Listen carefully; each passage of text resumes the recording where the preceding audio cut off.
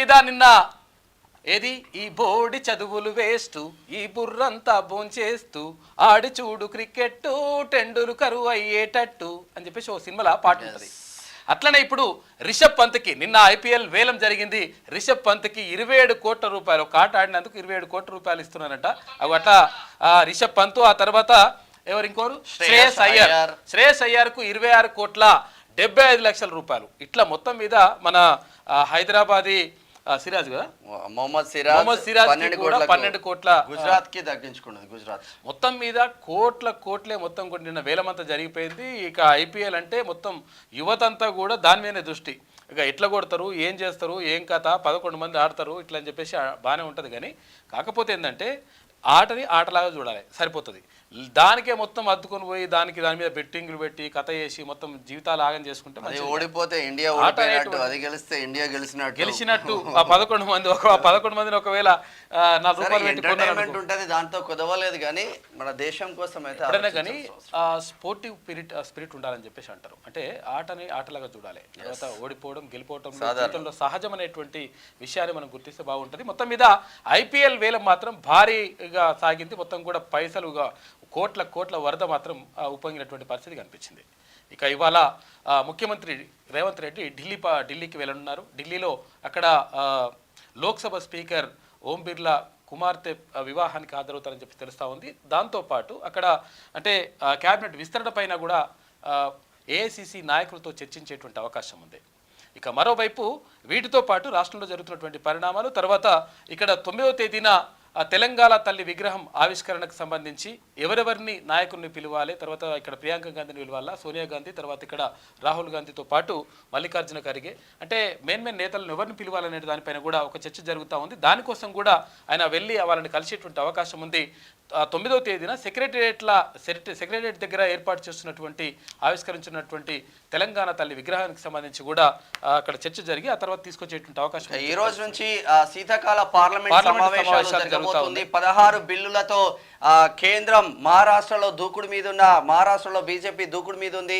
అదే కేంద్రం పార్లమెంట్ సమావేశాలను కూడా దూకుడుగా పెంచే అవకాశాలు ఉంది. 16 బిల్లులు అంటే ఇక్కడ వక్ఫ్ సవరణ బిల్లుతో పాటు ఇక్కడ ఒకే దేశం ఒకే ఎన్నికలు అంటే ఆ బిల్లు కూడా తీసుకురాబోతుంది. ఇక్కడ ఈ ప్రధానంగా ఈ బిల్లులు తీసుకొస్తే ప్రతిపక్షాలకు మాత్రం మణిపూర్ అంశం ఒకటి తెరపైకి, మణిపూర్ అంశంతో పాటు తర్వాత ప్రధానంగా అదాని అంశం కూడా ఇప్పుడు చర్చకు వచ్చేటువంటి అవకాశం ఉంది. దీనిపైన కేంద్ర ప్రభుత్వం ఎటువంటి నిర్ణయం తీసుకుంటది, తర్వాత అదాని అంశానికి సంబంధించి నిజంగా మరి సపోర్ట్ చేస్తుందా, ఎందుకు సపోర్ట్ చేస్తుంది అనేటువంటి బదనాం అవుతుందా, లేదంటే ఇక్కడ ప్రతిపక్షాలు అడిగినటువంటి ప్రశ్నలకు సమాధానం ఇస్తున్నటువంటి విషయం పైన కూడా చర్చ జరుగుతూ ఉంది. ఇక్కడ మణిపూర్లో మళ్ళీ అల్లర్లు చెలరేగుతూ ఉన్నాయి. దానికి సంబంధించి మరి ఎట్లా అవన్నీ కంట్రోల్ చేయాలి, అక్కడ ఉన్నటువంటి పరిస్థితులు ఎట్లా అని చెప్పేసి దానిపైన కూడా చర్చ జరుగుతా, అంటే అది కూడా చర్చకు వచ్చేటువంటి అవకాశం ఉంది.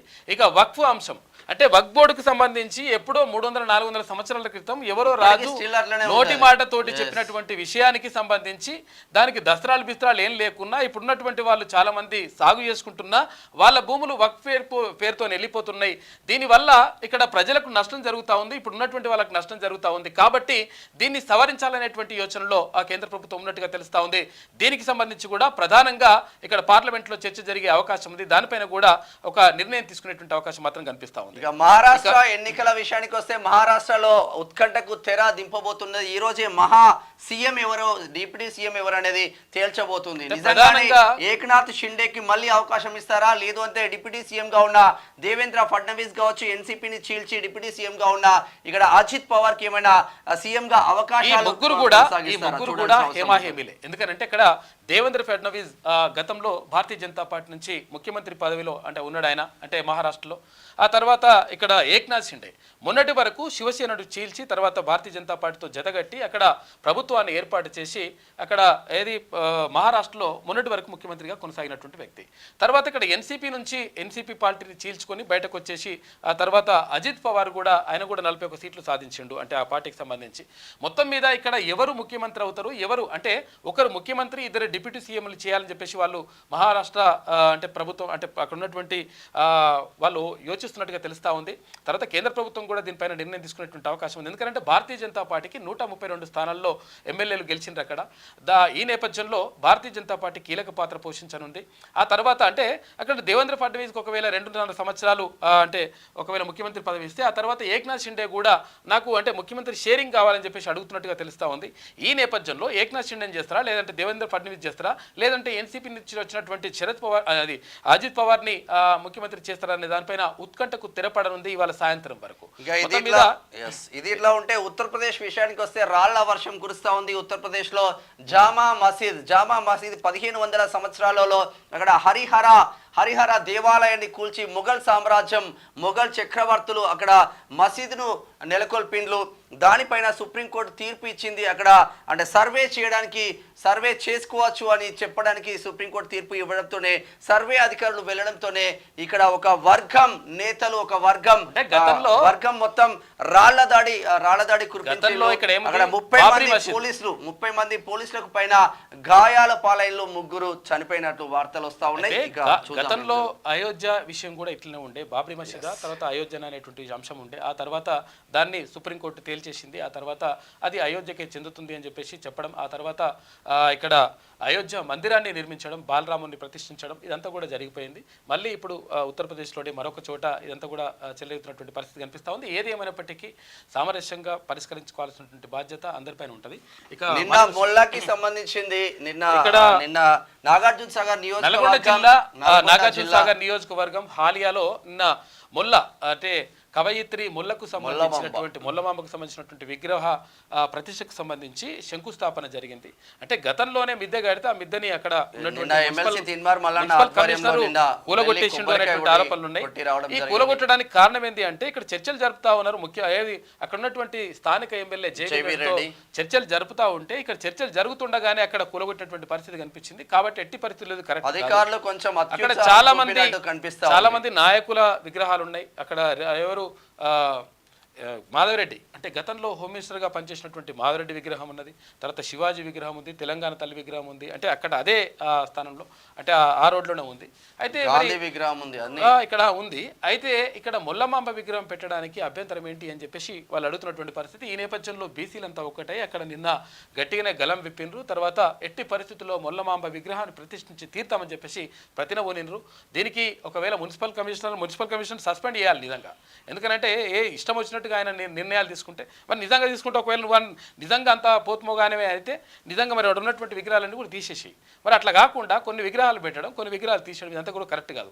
కాబట్టి ఎట్టి పరిస్థితుల్లో మొల్లమాంబ విగ్రహం అక్కడ ఏర్పాటు చేయాల్సిందే అని చెప్పేసి నిన్న తీర్మానం వలన క్లియర్గా గట్టిగా చెప్పిండు. తర్వాత అక్కడ ఒట్టెజానన్న కానీ, తర్వాత అక్కడ అది సైదులు గౌడ్ కానీ, తండు సైదులు గౌడ్ కానీ, తర్వాత ఇక్కడ ఎవరు మిర్యాలగూడ అర్జున్ కానీ అంటే అందరూ కూడా మొత్తం కూడా ముక్త కంఠంతో మాట్లాడినరు. ఆ తర్వాత ఇక్కడ శాలివాహన సంఘం అంటే కుమ్మర సంఘానికి సంబంధించి రాష్ట్ర అధ్యక్షుడు కూడా అక్కడికి వచ్చిండ్రు. తర్వాత చాలా మంది కూడా మాట్లాడినరు. ఎట్టి పరిస్థితుల్లో బీసీ సంఘాల నాయకులు కూడా అందరూ వచ్చిండ్రు. అంటే ఏ వర్గానికి అయినా కానీ, ఏ కులానికైనా కానీ అన్యాయం జరిగితే మేమంతా కూడా కలిసికట్టుగా పోరాడతాం. ఎట్టి పరిస్థితుల్లో నైచలేగా ఇక ఇప్పుడంతా కూడా అయిపోయింది, ఇప్పుడు బీసీల అంటే రాజ్యం వచ్చింది అనేటువంటి మాటను అక్కడ క్లియర్గా చెప్పేసిండ్రు. అది దాని గురించి కూడా మనం మాట్లాడదాం. సరే వార్తల్లోకి వెళ్దాం. సరే ఈనాడు దినపత్రిక చూద్దాం. రిషాంత్ పంత్ వెలుగు రిషాంత్ పంత్ 27 కోట్లు. ఐపీఎల్ వేలంలో ఆల్ టైమ్ రికార్డ్ ధర. శ్రేయస్ అయ్యర్ కు 26.75 కోట్లు. హైదరాబాదీ సిరాజ్ కు 12.25 కోట్లకు గుజరాత్ దక్కించుకుంది. తొలి రోజు వేలంలో 20 మందికి 10 కోట్లకు పైగా మొత్తం ఆట అంటే ఆటగాళ్ళంటే అసలు యాక్చువల్గా ఆటగాళ్ళకి ఎంత విలువ ఉంటుంది ఏం కథ అనేటువంటి ఖరీదు పెట్టి కొనేస్తున్నారు. వాళ్ళని ఎట్లా కొనేస్తున్నారు, మొత్తం జీవితం ఉండలే. ఈ ఆట ఆడితే జస్ట్ ఈ ఆట ఆడినందుకు 27 కోట్ల రూపాయలు అంటే ఒక మనిషికి అటువంటి పరిస్థితి వచ్చింది. వరంగల్ బిడ్డ దీప్తి జీవాన్జీ ప్రపంచం మెడల్ కొట్టుకొని వస్తే Shamshabad airport sports authority chairman కూడా పట్టించుకోలే. ఎటువంటిది ఉండదు, ఓన్లీ క్రికెట్. ఐపీఎల్ మెగా వేలంలో టీమిండియా ఆటగాళ్లు రిషబ్ పంత్, శ్రేయస్ అయ్యర్, వెంకటేష్ అయ్యర్ పై కోట్ల వర్షం కురిసింది. ఆదివారం జెడ్డాలో జరిగిన 2025 సీజన్ తొలి రోజు వేలంలో 2 సార్లు ఆల్ టైమ్ అత్యధిక ధర రికార్డు బద్దలైంది. రిషబ్ పంత్ ఏకంగా 27 కోట్ల రూపాయలు ధర పలికి లీగ్ చరిత్రలోని అత్యంత ఖరీదైన ఆటగాడిగా చరిత్రకెక్కాడు. మిగతా ఫ్రాంచైజీల నుంచి పోటీని తట్టుకొని లక్నో సూపర్ జైంట్స్ జట్టు అతని కోసం ఇంత భారీ రేటు పెట్టింది. మొదట శ్రేయస్ అయ్యర్ను పంజాబ్ కింగ్స్ 26,75 లక్షల రూపాయలతో కొనుగోలు చేసింది. దాంతో గతేడాది మిచెల్ స్టార్క్ అంటే కేకేఆర్ 24.75 కోట్ల రూపాయలు అత్యధిక రేటును శ్రేయస్ అధిగమించాడు. కానీ కొద్దిసేపటికే పంత్ ఈ రికార్డును బ్రేక్ చేశాడు. ఇక వెంకటేష్ అయ్యార్ను కోల్కతా నైట్ రైడర్స్ 23,75 లక్షల రూపాయలతో తిరిగి తమ జట్టులోకి తీసుకుంది. తొలి రోజు వేలం 20 మంది ప్లేయర్లు 10 కోట్ల రూపాయల పైనే పలకడం విశేషం. అయితే మొదటి రోజు మొత్తంగా 72 మంది ఆటగాళ్లను కొనుగోలు చేసేందుకు 10 ఫ్రాంచైజీలు 467.95 కోట్ల రూపాయలు ఖర్చు చేసినాయి. సోమవారం కూడా వేలం జరుగుతుంది. ఇంట్లో చూసినా 100,000 కోట్ల రూపాయల వ్యాపారం జరుగుతుంది. ఎందుకంటే వీళ్ళు 467 కోట్ల రూపాయలు ఇక్కడ ఖర్చు పెడుతున్నారు అంటే తర్వాత వాళ్ళకు ఇక్కడ యాడ్స్ ద్వారా కొన్ని వేల కోట్ల రూపాయలు మారుతాయి. కాకపోతే మనమైతే కూర్చొని చూస్తుంటాం అంటే అట్లా కొట్టడం ఆడుతోవడం సూపర్ డూపర్ అంటుంటాం. కానీ నేనేమంటున్నానంటే ప్రతి మనిషికి కూడా ఒక టాలెంట్ ఉంటుంది. ప్రతి విద్యార్థికి కానీ ప్రతి మనిషికి కూడా ఒక టాలెంట్ ఉంటుంది. ఆ టాలెంట్కి సంబంధించి దాన్ని బయట పెట్టుకునేటువంటి ప్రయత్నం చేయాలి. దానికోసం కృషి చేయాలి. కృషి చేస్తే 100% ప్రపంచం అంతా మన వైపు చూస్తుంది. మన వైపు తిప్పుకునేందుకు ప్రయత్నం చేయాలి. కానీ ప్రపంచం అంతా చూస్తుంటే మనం కూడా అక్కడనే చూస్తే మనం పెద్దగా గొప్పగా ఏం ఉండదు లెక్క. కాబట్టి మనం ఎట్లా గొప్పగా కావాలి, తర్వాత మనలో ఉన్నటువంటి టాలెంట్ ఏంది. ఒకవేళ తల్లిదండ్రులు ఉంటే మీ పిల్లల్లో ఉన్నటువంటి టాలెంట్ను గుర్తించండి. టీచర్లు ఉంటే మీ పిల్లల్లో ఉన్నటువంటి టాలెంట్ను గుర్తించండి. గుర్తించి దానికి సానబెట్టి వాళ్ళని తీసుకొస్తే 100% ప్రతి మనిషిలో అద్భుతమైనటువంటి ప్రతిభ ఉంటుంది. దాన్ని వెలికి తీయాల్సిన అవసరం ఉంటుంది.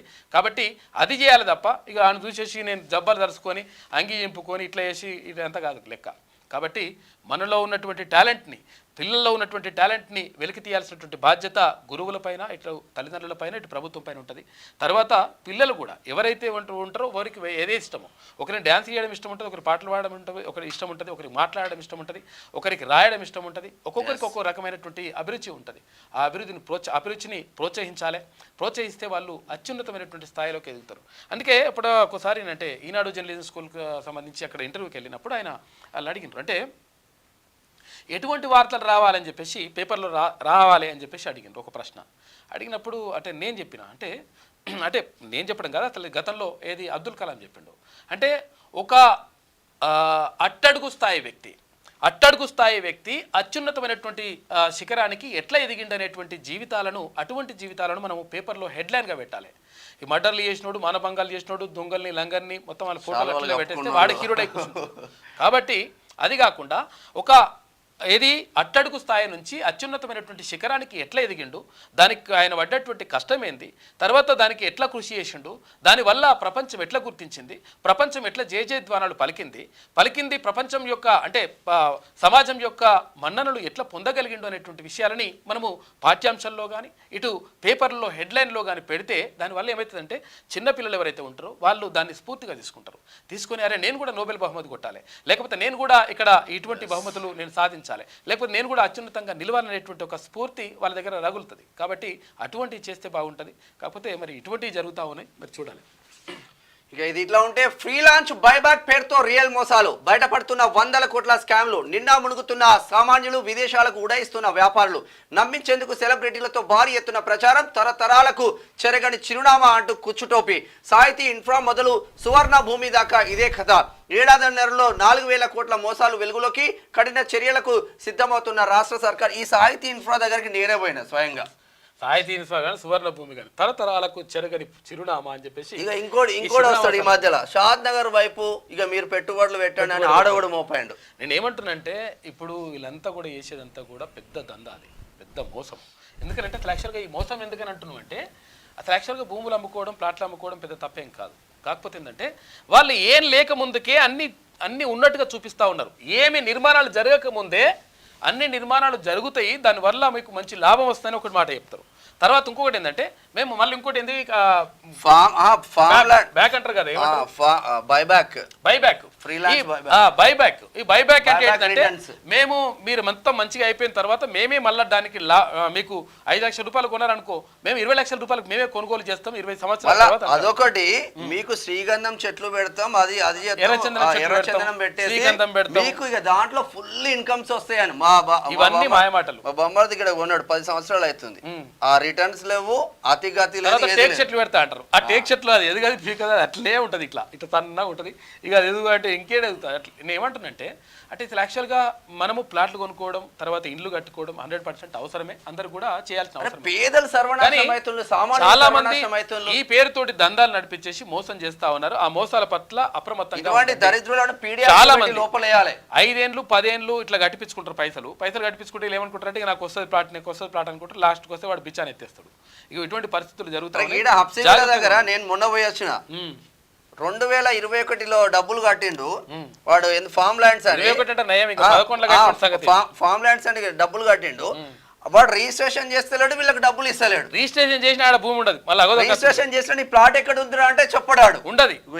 ఏం చేస్తాడంటే ఇగో 1000 ఎకరాలు మనదే అని చూపిస్తాడు, 1000 ఎకరాలు గుట్టలు చెట్లు చూపిస్తాడు, చూపించేసి ఎంత ప్రభుత్వ ల్యాండ్ ఉన్నదో తెలియదు, ఈ ప్రభుత్వాలు పట్టించుకోవు. మధ్యతరగతి ప్రజల సొంతింటి కలను ఆసరా చేసుకుని కొన్ని రియల్ ఎస్టేట్ సంస్థలు ఫ్రీలాన్స్లు బైబ్యాక్ల పేరిట ఊరించి నిండా ముచ్చుతున్నాయి. అరచేతిలో వైకుంఠం చూపిస్తూ అందిన కాడికి కొల్లగొడుతున్నాయి. తమవి పెద్ద కంపెనీలంటూ సినిమా స్టార్లతో సెలబ్రిటీలతో భారీగా ప్రచారం చేసి చేతికి డబ్బులు అందగానే బోర్డులు తిప్పేస్తున్నాయి. హైదరాబాద్ సహా రాష్ట్రంలో ఇలాంటి మోసాలు ఒక్కొక్కటిగా వెలుగు చూస్తున్నాయి. సాహితీ ఇన్ఫ్రా, తర్వాత భారతీ బిల్డర్స్, తర్వాత ఆర్జే గ్రూప్ మొదలు తాజాగా సువర్ణ భూమి ఇన్ఫ్రా డెవలపర్స్ వరకు ఈ లిస్టులో చేరాయి. క్యూలో ఇంకొన్ని కంపెనీలు కూడా ఉన్నాయి. ఏండ్ల తరబడి మన నడుమనే ఉంటూ నమ్మించి డబ్బులు కట్టించుకొని ఉన్నటువంటి బిచాన ఎత్తేస్తుండడంతో బాధితులంతా లబోదిబమంటున్నారు. న్యాయం కోసం పోలీస్ స్టేషన్ల చుట్టూ తిరుగుతూ కేసులు పెడుతూ అలసిపోతున్నారు. 100 కోట్ల రూపాయలు వసూలు చేసిన నిందితులేమో కుటుంబాలతో విదేశాలకు పారిపోతున్నారు. ఏడాదిన్నరలో రాష్ట్రంలో దాదాపు 4000 కోట్ల రూపాయల రియల్ ఎస్టేట్ మోసాలు జరిగినట్లుగా ఓ అంచనా జరుగుతూ ఉంది. చాలా మంది ఇక్కడికి కూడా వస్తూ ఉంటారు. అంటే ఇక్కడ మేము అక్కడ ప్లాట్లు కొన్నాం కానీ వాడు పైసలు ఇస్తాడు. ఏమంటే వాడు ఏమంటాడు ఫోన్ చేస్తే, ఒకవేళ ఎట్లా అంటే మేము అది లీగల్గా చూసుకుంటాం, కోర్టుకు వెళ్దాం అంటాడు. మన అయ్యే జాగిర్ లెక్క కోర్టుకు వెళ్దాం ఏంద్రా భయ్, నువ్వు పైసలు కట్టించుకొని అన్ని చేసినప్పుడు తర్వాత దానికి కనీసం సమాధానం చెప్పాల్సిన అవసరం ఉంటుంది. అది చెప్పకుండా కోర్టుకు వెళ్దాం, ఇటువంటి లంగకథలు అన్ని బంద్ చేయరు. ఎందుకంటే ఇదంతా కూడా మోసాలు బంద్ చేయరు. ఇప్పుడు నిజంగా నిజాయితీగా మీరు వ్యాపారం చేసుకొని లాభాలు తీసుకోవద్దని ఎవడు కూడా అన్నాడు. కానీ ఇష్టం వచ్చినట్టుగా మొత్తం మోసాలు చేసుకుంటా ఈ లంగకథలు పడుకుంటా ఇదంతా కూడా ఎట్టి పరిస్థితిలో కరెక్ట్ కాదు. మీ పని ఇంకా సాగదు. గ్యారంటీగా ఇటువంటి వాళ్ళకు లంగకథలకు బరాబర్ బుద్ధి చెప్పాలి. ఇంకా ఇగో ఆ 2 ఆఫర్లు రేరా రూల్స్ కు విరుద్ధం. బైబ్యాక్ ఆఫర్లు ఈ 2 కూడా రేరా నిబంధనలకు పూర్తిగా విరుద్ధం. కానీ కొంతమంది గుట్టు చప్పుడు కాకుండా వ్యవహారం నడుపుతుండగా మరికొందరు బహిరంగంగానే ప్రకటనలతో ముందుకొస్తున్నారు. ఫ్రీ లాంచింగ్ అంటే ఇంకా ఎలాంటి నిర్మాణం మొదలు పెట్టక ముందే ఇండ్లు కట్టిస్తామని ఆఫర్ల పేరిట కొనుగోలుదారుల నుంచి డబ్బులు వసూలు చేయడం. బైబ్యాక్ ఆఫర్ అంటే తమ ప్లాట్ పై ముందు పెట్టుబడి పెట్టండి, ఆ తర్వాత కొన్నేళ్లకు ఆ పెట్టుబడి కంటే ఎక్కువగా తామే కొంటామని చెప్తారు. బైబ్యాక్ ఈ 2 ఆఫర్లు అంటే ఇల్లు ఉండదు, మన ఉండదు, మీరుగా ఏమైనా చేసుకోవచ్చు పో. చాలా డేంజర్ ఇది. కాబట్టి జాగ్రత్తగా ఆచితూచి అడిగేయండి. ఎందుకంటే ఇది ఇష్టం వచ్చినట్టుగా ప్రకటనలు ఇస్తుంటారు. తర్వాత ఇంకోటి ఏంటంటే సెలబ్రిటీలతోటి సినిమా స్టార్లతోటి వీళ్ళందరితోటి ప్రకటనలు ఇస్తే నిజంగానే అనుకుని నమ్ముతారు చాలా మంది. అంటే చాలా జాగ్రత్తగా ఉండండి. ఎందుకంటే నారాయణ గేట్ సైడ్ అయితే గుట్టలల్లనే వెంచర్లు, ఎందుకంటే ఇక్కడ రోడ్ మంచిగా అవుతుంది, ఇక్కడ పటాన్ చెరువు నుంచి రోడ్ మంచిగా అవుతుంది కాబట్టి కథం ఇప్పుడు రేట్ తక్కువనే అడిగారా. ఇక యువత పాలిటిక్స్ లోకి రావాలి. రాజకీయ నేపథ్యంలో లేని యువతను రాజకీయాల్లో భాగస్వాములు చేసేందుకు Viksit Bharat young leaders dialogue programme చేపడతామని ప్రధాని మోదీ చెప్పారు. మీరు యువత రాజకీయాల్లోకి రాండి అంటారు. యువత రాజకీయాల్లో చదువుకున్న వాళ్ళు రాజకీయాల్లోకి రావడానికి రెడీగా ఉంటారు, కానీ పైసలు లేకపోయా. పైసా ఉన్నాయా? పైసలు ఉంటే మరి పెట్టుబడి పెట్టగలుగుతావా? మరి 100 కోట్లు పెడతావా? 2 కోట్లు అక్షర ముక్క రాని అంగూటిగాళ్ళేమో ఎమ్మెల్యేలు, మంత్రులు, ముఖ్యమంత్రులు కాబట్టే, పీజీలు పిహెచ్డీలు చేసిన బిడ్డలేమో రోడ్ల మీద ఉండబట్టే ఎడబోతున్నాయి రాజకీయాలు. ఇండియాలో ఓట్ల లెక్కింపు బేస్ అని చెప్పేసి ఎలన్ మస్క్ అంటుండు. ఇండియాలో ఓట్ల లెక్కింపును ఎలన్ మస్క్ ప్రశంసించారు. అమెరికా అధ్యక్ష ఎన్నికల కౌంటింగ్ కాలిఫోర్నియాలో ఇంకా కొనసాగుతుండడంపై అసంతృప్తి వ్యక్తం చేసిండు. గతంలో అయినా ఏమనంటే ఈవీఎంలు మంచిది కాదు అసలు ఇట్లా అన్నాడు. తర్వాత ఇప్పుడు మరి మొత్తం మీద ఇండియాలో ఓట్ల లెక్కింపు తొందరగా జరుగుతుంది, మంచిదని చెప్పంటున్నాడు. ఇక ఇస్లామాబాద్ లో లాక్ డౌన్, పాక్ మాజీ ప్రధాని ఇమ్రాన్ ఖాన్ ను విడుదల చేయాలని డిమాండ్ చేస్తూ పీటీఐ పార్టీ నేతలు ఇస్లామాబాద్ లో భారీ నిరసనకు పిలుపునిచ్చారు. దీంతో అక్కడ పోలీసులు లాక్ డౌన్ అమలు చేస్తున్నారు. వాళ్ళ మాజీ క్రికెటర్ తర్వాత అక్కడ పాకిస్తాన్ మాజీ ప్రధానమంత్రి ఎవరిని ఇమ్రాన్ ఖాన్ అరెస్ట్ చేస్తున్నట్ట. అరెస్ట్ చేసినటువంటి నేపథ్యంలో లాక్డౌన్ అంటే ఇప్పుడు ఏమనుకుంటారు, లాక్డౌన్ అంటే మనకు గుర్తుకొచ్చేది ఏంటంటే ఏమంటారు దాన్ని, రోగం కరోనా. ఈ కరోనా అంటే లాక్డౌన్ ఉంటుంది కానీ కరోనా గురించి కాదంట. ఇమ్రాన్ ఖాన్ అరెస్ట్ చేస్తారు కాబట్టి లాక్డౌన్ విడుదల చేయాలని లాక్డౌన్ చేస్తా ఉన్నారు. అంటే పాకిస్తాన్ ఎటు పోతుందో చూడండి. ఇక కోహ్లీ జైస్వాల్ సెంచరీలు. ఇక తొలి టెస్టులో విరాట్ కోహ్లీ యశస్వి జైస్వాల్ సెంచరీ చేయడంతో ఇండియా రెండో ఇన్నింగ్స్ ను 6 వికెట్లు కోల్పోయి 487 వద్ద డిక్లేర్ చేసింది. ఆస్ట్రేలియాకు 534 టార్గెట్ ఇచ్చింది. ఆస్ట్రేలియా 3 వికెట్లు కోల్పోయి 12 రన్లతో ఎదురెత్తుతోందట. కష్టమే ఉన్నది లెక్క ఆస్ట్రేలియా కథ. ఇక నేటి నుంచి పార్లమెంట్ సమావేశాలు డిసెంబర్ 20 వరకు కొనసాగనున్న సెషన్. వాడివేడిగా సాగిన all party meeting. Adani Manipur పై చర్చకు కాంగ్రెస్ పట్టు. అన్ని అంశాలపై చర్చకు సిద్ధమైన కేంద్రం. ఈ సెషన్ లో సభ ముందుకు 16 బిల్లులు రాబోతుంది అని చెప్పేసి ఇవాటి నుంచి పార్లమెంట్ సమావేశాలు జరుగుతాయి. పార్లమెంట్ శీతాకాల సమావేశాల్లో ప్రధానంగా ఇక్కడ అదాని అంశంతో పాటు అటు వక్ఫ్ బోర్డు విషయం కానీ ఇటు మణిపూర్ అంశం కానీ ఇవన్నీ కూడా ప్రధానంగా చర్చకు వచ్చేటువంటి అవకాశం ఉంది. తర్వాత ఇక్కడ రాహుల్ గాంధీ కులగణనకు సంబంధించి కూడా ఒక నిలదీసేటువంటి అవకాశం కనిపిస్తూ ఉంది. ఎందుకంటే దేశవ్యాప్తంగా కులగణన జరగాలి, తర్వాత మేము కాంగ్రెస్ పార్టీ కట్టుబడి ఉందని చెప్పేసి రాహుల్ గాంధీ పదే చెప్తా ఉన్నాడు. కాబట్టి ఒకవేళ నిజంగా ఎస్సీ ఎస్టీ బీసీల గురించి మాట్లాడడం తప్పైతే నేను ఆ తప్పును మళ్ళీ చేస్తూ ఉంటా అని చెప్పేసి ఒక గొప్ప మాట మాట్లాడాడు రాహుల్ గాంధీ. కాబట్టి కులగణనకు సంబంధించి కూడా చర్చకు వచ్చేటువంటి అవకాశం ఉంది. అంటే కులగణన అంటే గుర్తుకొచ్చింది, అంటే రాష్ట్ర వ్యాప్తంగా ఉన్నటువంటి కులగణనకు సంబంధించి ఇప్పటి వరకు అంటే దాదాపు అంటే పూర్తయ్యే టైంకి వచ్చిందంట. ప్రధానంగా హైదరాబాద్, రంగారెడ్డి, ఈ మెదక్ జిల్లాలకు ఇది మేడ్చల్ జిల్లాలకు సంబంధించి ఇంకా కొంత పూర్తి కావట్లేదంట. ఎక్కువ చదువుకున్న వాళ్ళే సరిగ్గా ఇన్ఫర్మేషన్ ఇస్తలేరని చెప్పేసి అంటున్నారు. ఎందుకంటే చదువుకున్న దగ్గర అంత ఇంత పైసలు ఉంటాయని చెప్పేసి ఇస్తలేరంట. అదేం అవసరం లేదు, క్లియర్గా సమాచారం ఇవ్వండి. సమాచారం ఇస్తే అది 100%. ఒకవేళ సమాచారం ఇవ్వకపోతే మీరు ఒకవేళ కులగణనలో నమోదు చేసుకోకపోతే ఎటువంటి గవర్నమెంట్ నుంచి వచ్చేటువంటి బెనిఫిట్స్ ఏవైతే ఉంటే వాటన్నింటిని కూడా ఆపేస్తామని చెప్పేసి ప్రభుత్వం చెప్తా ఉంది. మంత్రి పొన్నం ప్రభాకర్ ఆ విషయం చెప్పిండు. ఇక నేడు ఢిల్లీకి సీఎం, లోక్సభ స్పీకర్ కూతురు పెళ్లికి హాజరు కానున్న రేవంత్. ప్రజాపాలన విజయోత్సవాలకు కాంగ్రెస్ పెద్దలను పిలిచే ఛాన్స్. కేబినెట్ విస్తరణ పైన చర్చించే అవకాశం తెరవి. ఇప్పుడన్నీ ఇవ్వండి కేబినెట్. మహారాష్ట్ర ఎలక్షన్స్ అయిపోయినాయి, జార్ఖండ్ ఎలక్షన్స్ అయిపోయినాయి. ఇక మళ్ళీ స్థానిక సంస్థల ఎలక్షన్స్ అన్ని ఎడ్యుకేషన్ మినిస్టర్ అటే పోయింది, హోమ్ మినిస్టర్ ఇటే పోయింది. ఏంటంటే ఎవరు పనులు చేసుకుంటే ఈజీగా ఉంటుంది. ముఖ్యమంత్రి గారి పైన భారం పడదు ఆయన పైన. ఇక సీఎం రేవంత్ రెడ్డి సోమవారం ఢిల్లీకి వెళ్లనున్నారు. లోక్సభ స్పీకర్ ఓం బిర్లా కూతురు వివాహానికి ఆయన హాజరు కానున్నారు. అనంతరం తిరిగి హైదరాబాద్ చేరుకుంటారని సీఎంఓ వర్గాలు ప్రకటించాయి. ఒకవేళ సమయం కుదిరితే రాష్ట్రంలో ప్రజాపాలన విజయోత్సవాలకు కాంగ్రెస్ పెద్దలను సీఎం ఆహ్వానించనున్నారు. ప్రధానంగా డిసెంబర్ 9న సెక్రటరియట్ ప్రాంగణంలో 1,00,000 మందితో తెలంగాణ తల్లి విగ్రహ ఆవిష్కరణ చేపట్టనున్నారు. దీనికోసం సోనియా, రాహుల్, ప్రియాంక గాంధీ, మల్లికార్జున ఖర్గేను సీఎం రేవంత్ రెడ్డి ప్రత్యేకంగా ఆహ్వానించనున్నట్లు తెలుస్తోంది. అయితే ఇదిలా ఉంటే రాష్ట్రంలో మంత్రివర్గ విస్తరణ గత కొన్ని నెలలుగా వాయిదా పడుతూ వస్తున్నది. ఇటీవల సీఎం ఢిల్లీ పర్యటనలో మహారాష్ట్ర, జార్ఖండ్ ఎన్నికల తర్వాత కేబినెట్ విస్తరణపై నిర్ణయం తీసుకుందామని ఆయనకు రాష్ట్ర ఇతర ముఖ్య నేతలకు ఏఐసీసీ తెలిపింది. ఇక మంత్రివర్గ విస్తరణపై కూడా తాజాగా హైకమాండ్తో చర్చించేటువంటి అవకాశం ఉన్నట్లుగా ప్రచారం జరుగుతుందంట. మరి ఢిల్లీకి ఓం బిర్లా అక్కడ స్పీకర్, లోక్సభ స్పీకర్ ఓం బిర్లా కూతురు పెళ్లికి వెళ్తా ఉన్నాడు. దాంతోపాటు అక్కడ ఏఐసీసీ నేతలతో కలుస్తాడు. కలిసిన తర్వాత ఇక్కడ కేబినెట్ పైన నిర్ణయం తీసుకునేటువంటి అవకాశం ఉంది. తర్వాత ఇక్కడ తెలంగాణ తల్లి విగ్రహ ఆవిష్కరణ కూడా రమ్మని పిలిచేటువంటి పరిస్థితి మాత్రం ఉంది. ఇక మహా సస్పెన్స్. మహారాష్ట్రలో కొత్త సీఎం పై కొనసాగుతున్న సందిగ్ధం. సీఎం కుర్చీ కోసం శివసేన, బీజేపీ పట్టు. 50-50 షేరింగ్, పవర్ షేరింగ్ కు షిండే యోచన. నేడు సీఎం, డిప్యూటీ సీఎంలు ప్రమాణం చేస్తారన్న సీనియర్ మంత్రి. కాకపోతే బీజేపీ మాత్రం వదులుకునే ఛాన్స్ ఉండకపోవచ్చు. ఎందుకంటే 132 స్థానాలు సాధించిన మంచి సింగిల్ లార్జెస్ట్ పార్టీగా ఉన్న బీజేపీ ఈసారి దేవేంద్ర ఫడ్నవీస్ ను సీఎం చేసి డిప్యూటీ సీఎం మళ్ళీ హోమ్ మినిస్టర్ శాఖలు కొన్ని షిండేకి ఇచ్చే ఆస్కారం మాత్రం కనిపిస్తుంది. రెండున్నర సంవత్సరాలు పవర్ షేరింగ్ కూడా చేసుకునే అవకాశం, ఎందుకంటే ఏకనాథ్ షిండే లేకపోతే ఇక్కడ బీజేపీకి పవర్ కూడా రాకపోయి ఉండేది. దాంతో పాటు ఇంకొక అంశం ఏముందంటే అంటే యాక్చువల్ గా భారతీయ జనతా పార్టీకి అత్యధిక సీట్లు వచ్చినాయి, 132 సీట్లు వచ్చినాయి. కాబట్టి అక్కడ భారతీయ జనతా పార్టీకి ఎక్కువ అవకాశాలు ఉన్నాయి.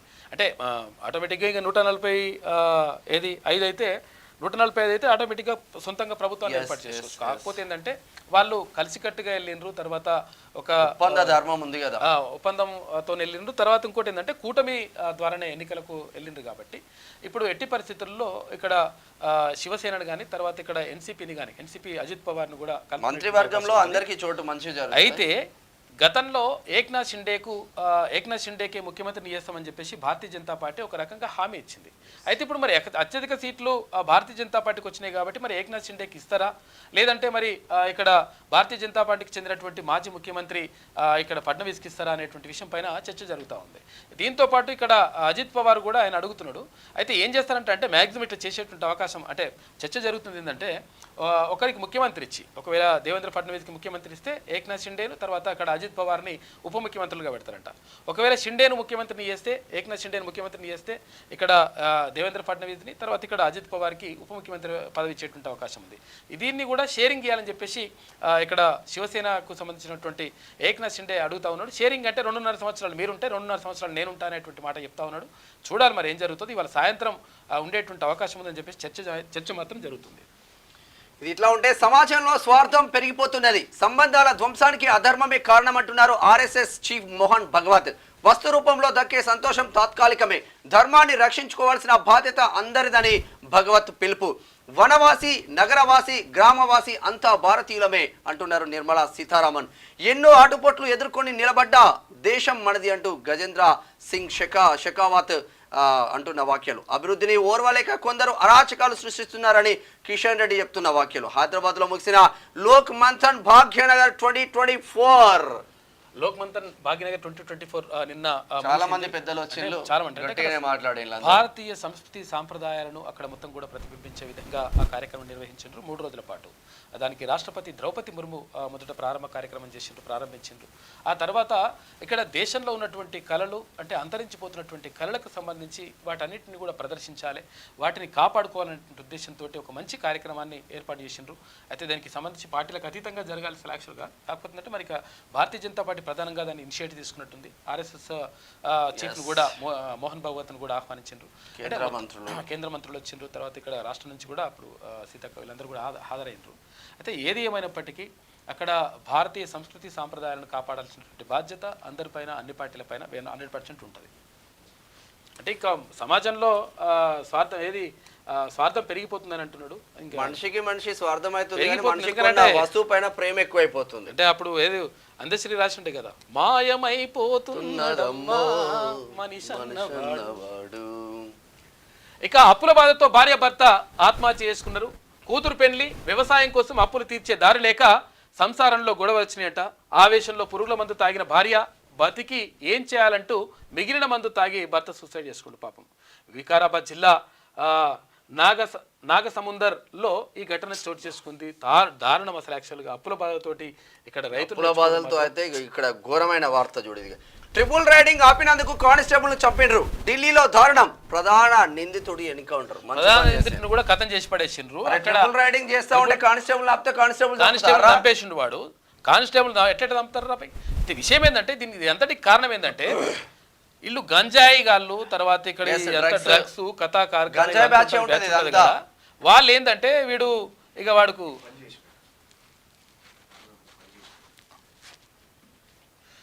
అయితే ఈ గంజాయి బ్యాచ్ అంతా కూడా ఉంటుంది కదా.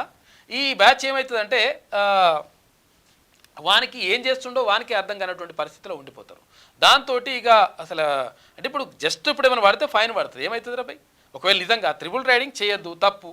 మరి తప్పు జరిగిన దానికి కూడా మళ్ళీ ఒకవేళ ఆయన ఆపిండు, కానిస్టేబుల్ ఆపిండు, ఆయన కోసం కాదు కదా. ట్రిపుల్ రైడింగ్ చేస్తే నువ్వు ఒకవేళ ఆగమాగం పోతే దేనికన్నా గుద్దుకొని సస్తే నీకు పరావడం అవుతుంది రాబని చెప్పేసి వాళ్ళు ఆపుతారు. వాళ్ళు ట్రాఫిక్ పోలీసులు వాళ్ళని చంపేయడం ఏంటి రాబాయ్ అట్లా ఇష్టం వచ్చినట్టుగా. మంచిగా చేసి రాని పని అయితే అసలు యాక్చువల్గా అంటే మనము సమర్థించొద్దు, కాకపోతే ఏంటంటే ఇటువంటి సందర్భాలు సమర్థించాలి. ఎందుకంటే కానిస్టేబుల్ ఎట్లా చంపుతారు రూపాయి, అందుకని వాడిని ఎన్కౌంటర్ చేసి పడేసినట్టు, ఎన్కౌంటర్ అంటే వాడిని చంపేసారు, వాడిని కూడా ఒకని ప్రధాన నిందితుడు కథం చేసిండ్రు. ఇక 3 జిల్లాల్లోనే 34 లక్షల ఫ్యామిలీలు, హైదరాబాద్, రంగారెడ్డి, మేడ్చల్లోనే ఎక్కువ. రాష్ట్రంలోని మొత్తం కుటుంబాల్లో 30% పైగా ఇక్కడే. ఉద్యోగాలు, ఉపాధి కోసం భారీగా వలసలు. అత్యల్పంగా ములుగులో 98,080 ఫ్యామిలీలు సమగ్ర సర్వేలో వెల్లడించిల్లు. ములుగులో తక్కువ ఫ్యామిలీలు ఉన్నాయంట, 1,00,000 ఫ్యామిలీలు కూడా లేవంటే 98,080 ఫ్యామిలీలు ఉన్నాయంట, కుటుంబాలు ఉన్నాయి. అయితే మిగతా జిల్లాల్లో ఎక్కువ ఉన్నాయి. తర్వాత ప్రధానంగా 30% అంటే 30% జనాభా, అంటే తెలంగాణలో 30% జనాభా ఎక్కడ గ్రేటర్ హైదరాబాద్, హైదరాబాద్, రంగారెడ్డి, మేడ్చల్, మల్కాజ్గిరి జిల్లాల్లోనే ఉందంట. మొత్తం మీద ఇక్కడ ఉన్నాయి. తర్వాత ఇక్కడనే కొంతవరకు ఇంకా పూర్తి కాలేదు కులగణన సర్వే అని చెప్పేసి అంటా ఉన్నారు. రాష్ట్రంలోని మొత్తం కుటుంబాల్లో 30% పైగా 3 జిల్లాల్లోనే ఉన్నాయి. హైదరాబాద్, రంగారెడ్డి, మేడ్చల్, మల్కాజ్గిరి జిల్లాల్లో కలిపి 34,88,000 ఫ్యామిలీలు ఉన్నట్లు ప్రభుత్వం వెల్లడించింది. ఈ నెల 6 నుంచి సమగ్ర సర్వే ప్రారంభించిన ప్రభుత్వం జిల్లాలు, మండలాలు, గ్రామాల వారీగా ఇండ్లకు ప్రత్యేక నెంబర్లు కేటాయించి వివరాలు సేకరిస్తున్నది. ఇక జిహెచ్ఎంసీతో పాటు జిల్లాల వారీగా కుటుంబాల సంఖ్యను సర్కార్ ఆదివారం వెల్లడించింది. రాష్ట్రంలో మొత్తం 1,16,41,017 ఫ్యామిలీలు ఉన్నట్టు తెలిపింది. ఇక హైదరాబాద్, రంగారెడ్డి, మేడ్చల్, మల్కాజ్గిరి జిల్లాల్లోనే 34.88 లక్షల ఫ్యామిలీలు ఉన్నట్టుగా చెప్తా ఉంది. హైదరాబాద్ నిండిపోతుంది. కాబట్టి ఇక్కడ ఇది వరంగల్ని రెండో రాజధాని చేయాల్సిన అవసరం ఉన్నది. వరంగల్తో పాటు ఇక్కడ కరీంనగర్ కానీ, నిజామాబాద్ కానీ, అంటే ఏ జిల్లాలైనా జిల్లా హెడ్ క్వార్టర్లను కూడా అక్కడ చుట్టుపక్కల ఉన్నటువంటి ప్రాంతాలని అభివృద్ధి చేయడం ద్వారా ఇక్కడికి వచ్చేటువంటి ఫ్లోటింగ్ ఆపేటువంటి అవకాశం ఉంటుంది. కాబట్టి అక్కడ కూడా అవస్థాపన సౌకర్యాలు కల్పించాలి. అన్ని జిల్లాల కేంద్రాల్లో కానీ అక్కడ అవస్థాపన సౌకర్యాలు, తర్వాత అన్ని సౌకర్యాలు కల్పిస్తాయి. ఎందుకంటే ప్రధానంగా హాస్పిటల్స్, తర్వాత ఏది స్కూల్స్, ఎడ్యుకేషన్ ఇన్స్టిట్యూషన్స్ ఉంటే వాళ్ళు ప్రధానంగా అంటే ఇక్కడ వలస రావడానికి లేకపోతే హైదరాబాద్ రావడానికి వాళ్ళు మొగ్గు చూపరు. కాబట్టి అటువంటి ఏర్పాట్లు అన్నీ కూడా చేస్తే ఇక్కడ హైదరాబాద్కి ఫ్లోటింగ్ కొంతవరకు తగ్గుతుంది. ఇక ఫారం కోళ్లలో డేంజర్ బ్యాక్టీరియా, యాంటీబయాటిక్స్ అతి వినియోగంతో యాంటీ మైక్రోబయల్ రెసిస్టెన్స్ వృద్ధి. ఎన్ఐఎన్ సైంటిస్టుల స్టడీలో వెల్లడి. తెలంగాణ, కేరళలో అధ్యయనం. ఇక సూదులు వేయాలి. చూడరు అసలు యాక్చువల్గా కోడి మంచి కట్ చేయాలి. విషయం ఏంటంటే అసలు యాక్చువల్గా కనీసం ఈ ఫారం కోడి పెరగాలంటే 3 నెలలు పడుతుంది, అంటే 90 రోజులు పడుతుంది. ఈ 90 రోజులు పట్టే కోడిని మరి 90 రోజులు అంతో ఇంతో పెడితే మంచిగా అంతో ఇంతో అది కూడా 3 నెలలు అనేటువంటి 4 నెలలు కూడా పట్టొచ్చు, అంత ఇంకెక్కువ కూడా పట్టాలి. అయితే ఏమవుతుందంటే ఈ 4 నెలలు 3 నెలలు ఎట్లా పడుతుంది, 3 నెలలు ఎట్లా ఎట్టుకుంటామని చెప్పేసి కోళ్ళ ఫారం వాళ్ళు ఏం చేస్తారంటే పౌల్ట్రీ ఫారం వాళ్ళు ఎక్కువ లాభాలు రావాలి, తొందరగా అది లావు కావాలి, మొత్తం మాంసం రావాలని చెప్పేసి ప్రజలు చచ్చిపోయినా మంచిదే కానీ వాళ్ళకి లాభాలు రావాలి. ఏమవుతుందంటే దానికి ఇంజెక్షన్స్ ఇస్తుంటారు. ఏది కోడి పిల్లలకు. గుర్తుపెట్టుకొని కోడి గుడ్డు నుంచి పిల్ల వచ్చిన కాడు నుంచి దానికి తాగించేటువంటి నీళ్ళు ఉంటాయి కదా, వాటర్ తాగిస్తారు కదా కోడి పిల్లలకు. ఆ కోడి పిల్లలు తాగేటువంటి నీళ్ళల్లో కూడా ఏది మందులు కలిపి ఆ నీళ్ళు తాగుతాయి అవి. ఆ తర్వాత ఇంకోటి మీద జర్ర కిక్కెక్ అన్నదనుకో, కిక్కెక్ అంటే దానికి ఇంజెక్షన్ ఇచ్చేస్తారు. 100% ఇచ్చుడే, ఇంకా గుర్తుపెట్టుకోరి. అట్లా ఇంజెక్షన్లు ఇచ్చేస్తారు. ఇంజెక్షన్లు ఇచ్చిన తర్వాత కొంచెం అటు ఇటు అంటే ఇంజెక్షన్లు, కొంచెం అటు ఇటు అంటే ఇట్లా, తర్వాత ఇది నీళ్ళు తాగిపించేది ఎప్పుడన్నా కొంచెం అటు ఇటు అంటే నీళ్ళల్లో కూడా ఇవన్నీ కూడా మందులు వేస్తారు. అంటే దాని జీవితం మొత్తం పుట్టిన నుంచి తర్వాత కోసుకొని తినేదాకా కూడా మొత్తం మందులతోటే ఉంటుంది. కాబట్టి ఇది చాలా ఆరోగ్యానికి హానికరం. కాకపోతే ఏంటంటే మరి ఇప్పుడు తప్పని పరిస్థితి, పౌల్ట్రీ యజమానులు ఏం చేస్తారో తెలియదు, సర్కారు ఏం చేస్తుందో అర్థం కావట్లేదు. కానీ దీనిపైన చర్యలు తీసుకోవాల్సిన అవసరం మాత్రం ఉంటుంది. ఎందుకంటే దీనివల్ల ఆరోగ్యం మొత్తం నాశనం అవుతాయి. చాలా ఉంటారు కాబట్టి వాళ్ళందరికీ ఎఫెక్ట్ పడతాం. చాలా డేంజర్ ఇది అసలు. యాక్చువల్గా మీకు విషయం ఏంటంటే నాకు చికెన్ తినాలంటే భయం అవుతుంది ఒక రకంగా. నేను కూడా తక్కువ చేస్తున్నా. ఎందుకంటే ఇది మొత్తం అది పుట్టిన కాడ నుంచి ఇప్పటి వరకు అంటే మొత్తం కోసేదాకా కూడా మొత్తం కెమికల్స్, తర్వాత దానికి ఇంజెక్షన్లు, దాని కథనే ఉంటుంది లెక్క. ఇంజెక్షన్లతో పెరిగినాక మనం తింటే మనకేమవుతుంది కథ, మన పని కూడా అవుతుంది. దేశంలో తెలంగాణ, కేరళలోనే ఎక్కువగా ఉందంటే ఇది.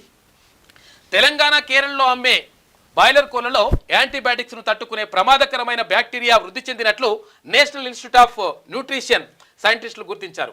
ఇక పౌల్ట్రీ ఫార్మ్స్ లో కోళ్లకు అవసరమున్నా లేకపోయినా యాంటీబయాటిక్స్ విచక్షణారహితంగా ఇవ్వడంతో వాటిలో యాంటీ మైక్రోబయల్ రెసిస్టెంట్ వృద్ధి చెందుతున్నదని నిర్ధారించారు. ఇలాంటి చికెన్ను సరిగ్గా ఉడికించకుండా తింటే ఏఎంఆర్ జన్యు మనుషుల్లోనూ వృద్ధి చెందేటువంటి ప్రమాదం ఉందని హెచ్చరించింది. సరిగ్గా ఉడికిస్తేనే బ్యాక్టీరియా నాశనం అవుతుంది. కేరళను సౌత్ జోన్గా, తెలంగాణను సెంట్రల్ జోన్గా విభజించి ఈ అధ్యయనం చేపట్టారు. ఇందులో భాగంగా ఆయా రాష్ట్రాల్లోని 47 పౌల్ట్రీ ఫార్మ్స్లోని 131 శాంపిళ్లను అంటే కోడి రెట్టలు ను సేకరించి వాటి నుంచి డిఎన్ఏను వేరు చేసి పరిశోధించగా ఆందోళన కలిగించే అంశాలు వెల్లడయ్యాయి. ఆ కోళ్ళ రెట్టల్లో అంటే కోడి పీ ఉంటుంది కదా, కోడి అంటే ఏమంటుంది, కోడి రెట్టలే. ఇక కోళ్ళ రెట్టలో విరేచనాలకు కారణమయ్యేటువంటి ఈ కోలి, చర్మ వ్యాధులకు కారణమయ్యే స్టెఫిలోకాకస్ అరియస్తో పాటు క్లాస్ట్రిడియం ఫర్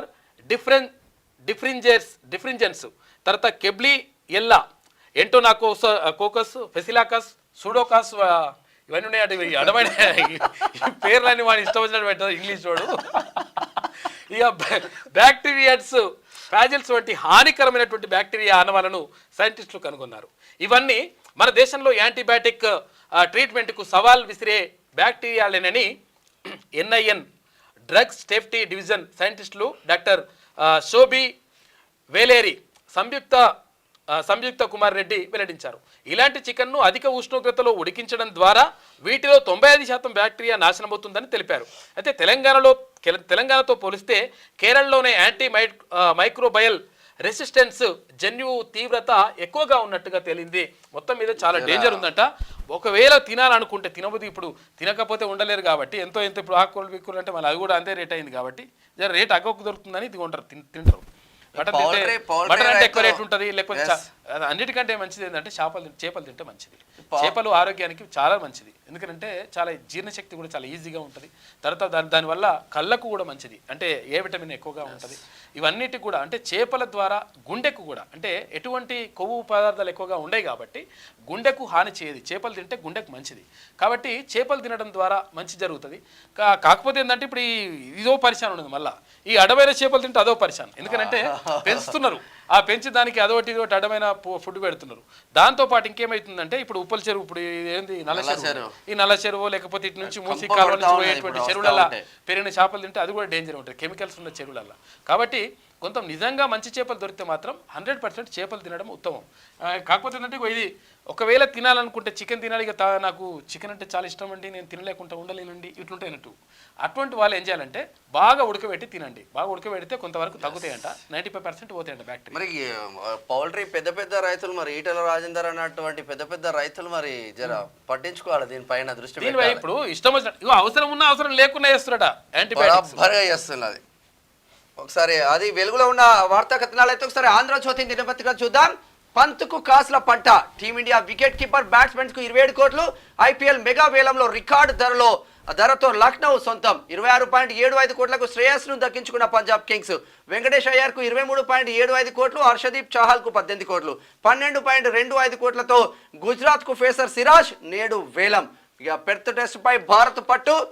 సెంచరీతో చెలరేగిన జైస్వాల్, విరాట్ కోహ్లీ, బూమ్రా దెబ్బకు ఆసీస్ కుదేలు, గెలుపు మనదే. ఇప్పుడు బూమ్రా ఉన్నది లెక్క. మలేరియాకు దోమకాటే మందంట. చూసుకోరు ఎప్పుడైనా కానీ గుర్తుపెట్టుకోరి, ఏ దానికైనా సరే, ఏ రోగానికైనా సరే దాని నుంచి అంటే ఏదైతే విషకారకం ఉంటుందో, ఏదైతే మనకు హాని చేసేది ఉంటుందో దాని నుంచే పరిశోధకులు తర్వాత ఇక్కడ సైంటిస్టులు ఏం చేస్తారంటే దాన్ని విరుగుడుకు ప్రయత్నం చేస్తారు. ఇప్పుడు మొన్న కరోనా వచ్చింది, కరోనా మందు కనుగొనడానికి కొంచెం రోజులు పట్టింది, టైం పట్టింది. ఎందుకనంటే దాని నుంచి వచ్చే అంటే దాన్నే తీసుకొని దాన్ని మళ్ళీ పరిశోధన చేసి దాన్నే ఎదుర్కొనే విధంగా చేసేటువంటి ప్రయత్నం చేస్తారనమాట. అందుకని మలేరియాకు దోమకాటే మళ్ళీ మందు అంట, దాని ద్వారానే మళ్ళీ తయారు చేస్తారు. మలేరియా కారక పరాన్నజీవుల్లో జన్యు మార్పిడి, వాటిని దోమల శరీరాల్లోకి ప్రవేశపెట్టి ప్రయోగాలు, అవి కుట్టిన వారి శరీరంలో యాంటీబాడీల ఉత్పత్తి. ఇక లండన్ ఇమ్యునాలజీ శాస్త్రజ్ఞుల యత్నం సఫలమైందంట. దోమ కుడితే మలేరియా వస్తుంది, ఇది మనందరికీ తెలిసిందే. అదే మలేరియాకు చెక్ పెట్టే టీకాను దోమకాటు ద్వారా ఇస్తే London school of hygiene and tropical medicine శాస్త్రజ్ఞులకు వచ్చిన వినూత్న ఆలోచన ఇది. ఎనాఫిలస్ దోమ కుట్టినప్పుడు ఇక అది వస్తే దానికి మళ్ళీ దోమకాటు దాంతో మందు దోమకు నుంచి ఏదైతే అది ఇడుస్తుందో అది సూక్ష్మగ్రీవులు దాంతో మళ్ళీ తయారు చేసి దాన్నే మళ్ళీ ఎదుర్కొంటారు అనమాట. ఇక గూగుల్ GPS ను నమ్ముకుంటే ఏమవుతుందో ఒకసారి చూడండి. GPS ను నమ్మితే జీవితమే గల్లంతు, వరదలకు కొట్టుకుపోయిన వంతెన. ఇక GPS లో అప్డేట్ కాని వైనం, అసంపూర్తిగా మిగిలిన వారధిపై నుంచి నదిలో పడిపోయిన కారు. పాపం యూపీలో ఘటన, వాహనంలో ముగ్గురు అక్కడికక్కడే చనిపోయారు. ముగ్గురు కార్ డ్రైవింగ్ చేసుకొని గూగుల్ తల్లిని నమ్ముకొని ఇక జీపీఎస్ పెట్టుకొని ఇక పోతా ఉన్నారు. అటు ముందు చూపిస్తుంది, అది మధ్యలో ఖతం అయిపోయింది బ్రిడ్జ్. ఆ బ్రిడ్జ్కి వెళ్ళి కింద పడితే ముగ్గురు అక్కడికక్కడ ఉత్తరప్రదేశ్ లో ఘటన. దించొద్దు కూడా దించొద్దు కానీ గూగుల్ నమ్మితే అట్లా పరిస్థితి ఉందంట. ఒకసారి మొన్న ఏదైంది, అది ఏంది గౌరా ఏంది ఏడా మనం పోయినా చూడు, అక్కడికి ఏంది హుస్నాబాద్ నియోజకవర్గం ఉంటుంది, గౌరారమా ఏదో ఆ ప్రాజెక్ట్ ఉంటుంది కదా, ఆ ప్రాజెక్టులకు గూగుల్ చూపించిందంటే గూగుల్ చూపించేస్తే వాన వచ్చింది, నీళ్ళు నిండినాయి. ఆ గూగుల్ అప్డేట్ కాలే, ఇది పోతూనే ఉన్నది లారీ పోయిన తర్వాత మధ్యలో పోయిందట, మధ్యలో పోతే జంగాలలో కూడా పోయింది, నీళ్ళలో పోయి ఆగిపోయింది. ఇక ఇన్సులిన్ ఇంజక్షన్లకు ఈ మాత్రతో చెల్లు, సూక్ష్మ సూదుల అవసరం లేకుండానే కడుపు ఆ గూడలోకి మందు ప్రవేశపెట్టే గోళీ, స్వీట్ చేపల కదిలే తీరు ఆధారంగా అభివృద్ధి చేసిన MIT శాస్త్రవేత్తలు. మార్కెట్లోకి వస్తే మధుమేహాలకు ఊరట లభించే అవకాశం ఉందంటే శాస్త్రజ్ఞులు మాత్రం జబర్దస్త్గా ముందుకు వెళ్తా ఉన్నారు. చూడాల్సిన అవసరం ఉంటుంది. ఇంకా రెవెన్యూ దస్త్రాలు శిథిలావస్థలో, అటకెక్కిన డిజిటలైజేషన్ పట్టించుకొని అధికారులు. రికార్డుల ఆధునీకరణకు కేంద్రం ప్రత్యేక కార్యక్రమం, వ్యయం భరించడానికి సిద్ధం. ఇక 2014లోనే 83 కోట్ల రూపాయలంట. బీఆర్ఎస్ హయాంలో సర్వేకు ఉన్నతాధికారుల యత్నాలు, సీఎంఓకు ప్రతిపాదనలు ముందడుగు పడని వైనం. 100 ఏళ్ల నాటి భూ సర్వే కాగితాలకే అని చెప్పేసి నేటికి దిక్కు అని చెప్పి, కాగితాలే నేటి దిక్కు అని చెప్పేసి, అప్పటి కాగితాలే దిక్కు తప్ప డిజిటలైజేషన్ లేదు, మను లేదు. గతంలో కేసీఆర్ ఏం చేసిందంటే డిజిటలైజేషన్ చేస్తాను కొన్ని పేపర్లు కథం చేసి పడేసిండ్రు, కొన్ని పేపర్లు ఉన్నాయంటే ఆ పేపర్లు కూడా ఇక ఆ పేపర్లే ఉన్నాయి తప్ప డిజిటలైజేషన్ చేయలేదు చాలా వరకు అని చెప్పేసి కథనం కనిపిస్తూ ఉంది. ఇక పక్క ఫోటోలోని కాగితాల ముక్కలను చూస్తే ఏమనిపిస్తుంది? చిత్తు కాగితాలను తగలబెడితే మిగిలిపోయిన అవశేషాల్లో లేవు, కానీ ఇవి చిత్తు కాగితాలు కావు, వాటిని తగలబెట్టడం లేదు. ఇవి హయత్ నగర్ మండలం బండ రావిర్యాల భూములకు చెందిన రెవెన్యూ రికార్డులు. రాష్ట్రంలో కీలకమైన భూ దస్త్రాలు ఏ స్థితిలో ఉన్నాయో ఈ ఫోటోలో ఎందుకు ఇక్కడనే టార్గెట్ చేసినట్టు ప్రభుత్వ భూములు ఎక్కువ ఉన్నాయి. ప్రభుత్వ భూములు ఎక్కువ ఉన్నాయి. తర్వాత ఇంకొకటి ఏంటంటే, ఎక్కడైతే విలువైన భూములు ఉంటాయో ఆ విలువైన భూములు ఉన్న దగ్గర ఈ కాగితాలు మాయం చేస్తారు. ఈ కాగితమైన రాజకీయాలు అంటే దరిద్రమైన రాజకీయాలు. నిజంగా మనం చాలా మంది అనుకుంటాం అగ్రరాజ్యం అమెరికా అంటే ఈ రాజకీయ నాయకుల అవినీతిని బట్టబయలు చేసి ఒక్కొక్కరిని లోపలేస్తే, ఈ రాజకీయ నాయకులు చేసిన అవినీతి కక్కిస్తే అగ్రరాజ్యం కాదు, భారతదేశం దానికి తాత అవుతుంది. రాష్ట్రంలో రెవెన్యూ శాఖలో కీలకమైన దస్త్రాలు అనేకం శిథిలమయ్యాయి. ఇంకా ఆ దశకు చేరుకోనివి శిథిలమయ్యే ప్రక్రియలో ఉన్నాయి. సంరక్షించాల్సిన అధికారులు వాటిని గాలికి వదిలేశారు. భూముల రికార్డులను డిజిటలైజ్ చేసేందుకు కేంద్ర ప్రభుత్వం ప్రత్యేక కార్యక్రమాన్ని చేపట్టినా దాని అమలు కాగితాలకే పరిమితమైంది. రాష్ట్రంలో దాదాపు 1.67 కోట్ల సర్వే నెంబర్లు ఉన్నాయి. భూ వివాదాల్లో వాటికి సంబంధించిన న్యాయ విచారణలో రెవెన్యూ రికార్డులే కీలకం, కానీ వాటి నిర్వహణ గందరగోళంగా మారింది. వాస్తవానికి భూముల దస్త్రాలను డిజిటలీకరించే ప్రక్రియను కేంద్ర ప్రభుత్వం 2008లోనే ప్రారంభించింది. దీనికోసం జాతీయ భూ రికార్డుల ఆధునీకరణ కార్యక్రమం అనే ప్రాజెక్టును ఆ ఏడాది ఆగస్టు 21వ తేదీ నుంచి కేంద్ర ప్రభుత్వం క్యాబినెట్ ఆమోదం కూడా పొందింది. దాన్ని చేసిండ్రు కానీ అది ఇప్పటికి కూడా కాలేదు. పేపర్లు అట్లే ఉన్నాయి. ఆ పేపర్లు ఉన్నాయా లేవా పోయినాయా చూసినా చిత్తు కాగితాలు లెక్క అయిపోయింది లెక్క. ఇక జామా మసీద్ సర్వేలో ఉద్రిక్తత, రాళ్లు రువ్విన ఆందోళనకారులు, ఎయిర్ పిస్టల్తో దుండగుల కాల్పులు, బాష్పవాయు ప్రయోగం, లాఠీ చార్జ్, పలువురు పోలీసులకు గాయాలు, 3 ఆందోళనకారుల మృతి. ఉత్తరప్రదేశ్లోని సాంబాల్లో ఘటన, అక్కడ హరిహర దేవాలయం ఉండేది, కోర్టులో పిటిషన్, సర్వేకు జడ్జి ఆదేశాలు. బాబ్రీ మసీద్ పోయింది, ఇప్పుడు జామా మసీద్ వచ్చింది. ఉత్తరప్రదేశ్లోని సంబాల్లో షాహీ జామా మసీద్ సర్వే సందర్భంగా ఆదివారం ఉదయం ఉద్రిక్తత పరిస్థితులు నెలకొన్నాయి. ఇక ఆందోళనకారులు రాళ్లు రువ్వడంతో పోలీసులు బాష్పవాయు గోళాలను ప్రయోగించారు. ఇక లాఠీ చార్జ్ చేశారు. ఈ ఘటనలో 3 ఆందోళనకారులు మృతి చెందగా 30 మంది పోలీసులు గాయపడ్డారు. ఇక షాహీ జామా మసీదు ప్రాంతంలో హరిహర ఆలయం ఉండేదని పేర్కొంటూ సుప్రీంకోర్టు న్యాయవాది విష్ణుశంకర్ జైన్ అయితే జ్ఞానవాపి కేసులో హిందువుల తరపు లాయర్ అయిన స్థానిక కోర్టులో పిటిషన్ దాఖలు చేశారు. 1529లో ఈ ఆలయాన్ని కూల్చిన మొఘల్ చక్రవర్తి బాబర్ అక్కడ షాహీ జామా మసీదును నిర్మించినట్లు కోర్టుకు వెల్లడించారు. ఇక మొఘల్ కాలం నాటి పుస్తకాలు, తర్వాత బాబర్ నామా ఆయన ఈ అక్బర్ను ఆధారాలుగా చూపిస్తే మొత్తం మీద ఉన్నాయంట. అయితే అక్కడ మందిరం ఉండే, హరిహర మందిరం ఉండే, కాకపోతే దీన్ని ఇట్లా కూల్చేసి బాబర్ అప్పుడు ఇట్లా తీసేసిండని చెప్పేసి అక్కడ వాదిస్తూ ఉన్నారంట. ఏం జరుగుతుందో కానీ ఇట్లా ఇరు వర్గాల మధ్య కొట్టాట మాత్రం మంచిది కాదు. ఇక 9 రోజుల వేడుక డిసెంబర్ 1 నుంచి 9 వరకు రాష్ట్రం అంతటా ప్రజాపాలన విజయోత్సవాలు. ఏడాది పాలన సందర్భంగా సర్కార్ సంబరాలు, పలు అభివృద్ధి పనులకు ప్రారంభోత్సవాలు. పెద్దపల్లిలో యువతతో సీఎం రేవంత్ రెడ్డి సభ. గ్రూప్ 4 అభ్యర్థులకు నియామక పత్రాలు. 26 నియోజకవర్గాల్లో గురుకులాలకు శ్రీకారం. గోషామాల్లో ఉస్మానియా ఆసుపత్రికి భూమి పూజ. కేబీఆర్ పార్క్ చుట్టూ కూడళ్ల అభివృద్ధికి దామరచెరులో విద్యుత్ కేంద్రం ప్రారంభం. ఇక్కడ 9 రోజుల పాటు వేడుకలు నిర్వహించాలని చెప్పేసి రాష్ట్ర ప్రభుత్వం భావిస్తూ ఉందంట. మొత్తం మీద ఇది ఈ సంవత్సరం అవుతున్న సందర్భంగా ఇది చేస్తున్నారు. ఇక ఇవాళ ఢిల్లీకి సీఎం రేవంత్ ప్రజా విజయోత్సవాలపై అధిష్టానంతో చర్చ. మంత్రివర్గ విస్తరణపైన చర్చ జరుగుతుంది. తెలంగాణ తల్లి విగ్రహం ఆవిష్కరణకు సోనియా రాహుల్కు ఆహ్వానించే అవకాశం ఉంది. ఇది ఇట్లా ఉంటే నేడే కొలువు తీరనున్న మహా సర్కార్. సీఎం ఎవరనే దానిపై సస్పెన్స్. ఇద్దరికి ఉప ముఖ్యమంత్రి పదవి. బీజేపీకి 22 నుంచి 24 మంత్రి పదవులు రాబోతుంది. సేనాకు 10 నుంచి 12 మంత్రి పదవులు. అజిత్ వర్గానికి 8 నుంచి 10 మంత్రి పదవులు రాబోతున్నాయి. గవర్నర్ను కలిసిన సోరెన్ జార్ఖండ్ లో 28న ప్రమాణ స్వీకారం చేస్తా ఉన్నారు. మొత్తం మీద 2 రాష్ట్రాలలో చూడాలి. పార్లమెంట్ ముందుకు 16 బిల్లులు. వీటిలో వక్ సవరణ కూడా. జమిలీ బిల్లును చేర్చేటువంటి అవకాశం. నేటి నుంచి శీతాకాల సమావేశాలు. బీజేపీలో మహా ఉత్సాహం. కాంగ్రెస్కు అదాని అస్త్రం. ఇక నిలదీసేందుకు విపక్షాలు కసరత్తు చేస్తున్నాయి. మణిపూర్పై చర్చకు డిమాండ్. వాయు కాలుష్యం ముప్పుపైన చర్చ జరిగే అవకాశం ఉంది. అఖిలపక్ష సమావేశానికి 30 పార్టీల నాయకులు నిన్న హాజరైనరు. ఈ రోజు నుంచి వేడిగా చర్చ మాత్రం జరిగే అవకాశాలు ఉంది. వణికిస్తున్న వాయు కాలుష్యం. హైదరాబాద్ లో ప్రమాదకర స్థాయిలకు గాలి నాణ్యత, చలి, పొగమంచు, ధూళితో సమస్యలు. సనత్ నగర్ లో 311కు PM 2.5 కణాలంట. ఈ నెలలో 8 సార్లు 150, అంతకు మించి. వాయు కాలుష్యంతో ఆరోగ్యంపై ప్రభావం. చిన్నారులు, వృద్ధుల్లో శ్వాసకోశ వ్యాధులు.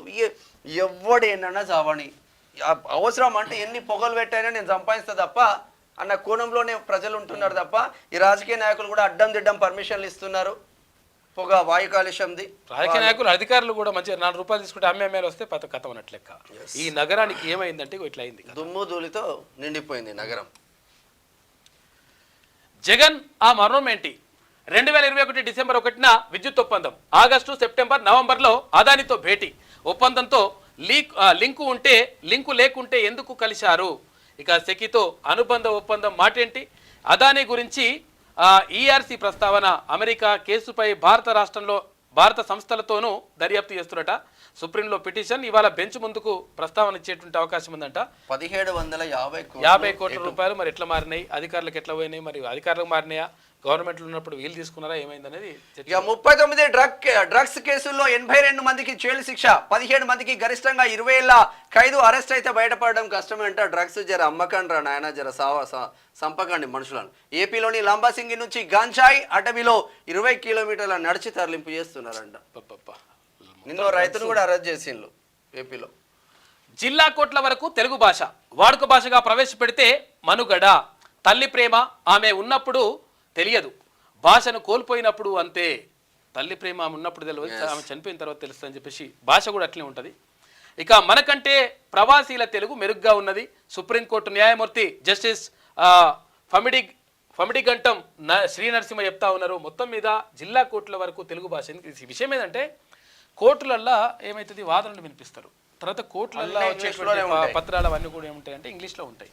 ఇంగ్లీష్లో ఉంటే ఏమవుతుంది, ఇప్పుడు ఆయనకు ఇంగ్లీష్ రాదు. ఈ ఎవరైతే రైతు ఉన్నాడు అనుకో, ఆ రైతుకు ఇంగ్లీష్ రాదు. ఇంగ్లీష్లో సంతకం పెట్టు అంటే వానికి వ్యతిరేకంగా అంటే ఈ రైతుకు వ్యతిరేకంగా ఒకవేళ కొంతమంది న్యాయవాదులు, అంటే అందరు కాదు, చాలామంది మంచి పని చేస్తారు పాపం, కాకపోతే కొంతమంది లంగాలు ఉంటారు. వాళ్ళు ఏం చేస్తుంటారంటే ఈ రైతుకు వ్యతిరేకంగా ఆయనకు అంటే ఆపోజిటోన్కి సపోర్ట్ చేస్తూ సంతకం పెట్టిపించేసి నువ్వే సంతకం పెట్టినావు అంటే సంతకం పెట్టింది ఈయనకు తెలియదు, అందులో ఏముందో ఈయనకు తెలియదు. తర్వాత ఇదంతా జరుగుతుంటుంది అనమాట. కాబట్టి తెలుగులో వాదనలు వినిపించడం ద్వారా ఏమవుతుందంటే ఒకవేళ వాదనలు వినిపించుకునేటువంటి అవకాశం రైతుకు కూడా ఉంటుంది. అయ్యా నాకు ఇట్లా అన్యాయం జరుగుతూ ఉంది, ఇగో ఇది జరుగుతుంది, ఇగో ఇట్లా ఈ సర్వే నెంబర్ ఇట్లా ఈ పరిస్థితి ఇది అని చెప్పి చెప్పుకునేటువంటి అవకాశం ఉంటుంది. కాకపోతే ఏంటంటే తెలుగులో వినిపించకుండా ఇంగ్లీష్లో చేయడం ద్వారా ఇట్లా అవుతుందని చెప్తా ఉన్నారు.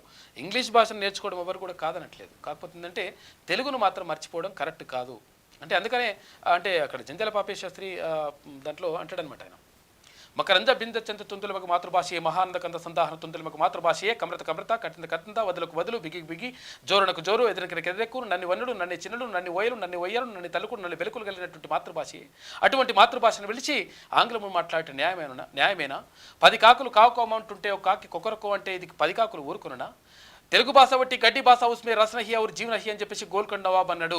ఆయన భాష మీద ఉన్నటువంటి అభిమానంతో ఉన్నాడు తప్ప ఇక్కడ తెలుగు భాష మీద ఉన్నటువంటి ద్వేషంతో కాదు. కాబట్టి తెలుగు భాష దేశ భాషలందు దేశ భాషలందు తెలుగు లెస్స అని చెప్పేసి అక్కడ శ్రీకృష్ణదేవరాయలు ఇంకొంతమంది అంటే అది తెలుగు లెస్ అయ్యేటువంటి అవకాశం కనిపిస్తూ ఉంది. కాబట్టి భాషను కాపాడుకుందాం 100%. అంటే భాష ఒక్కటే అనుకుంటారు చాలామంది.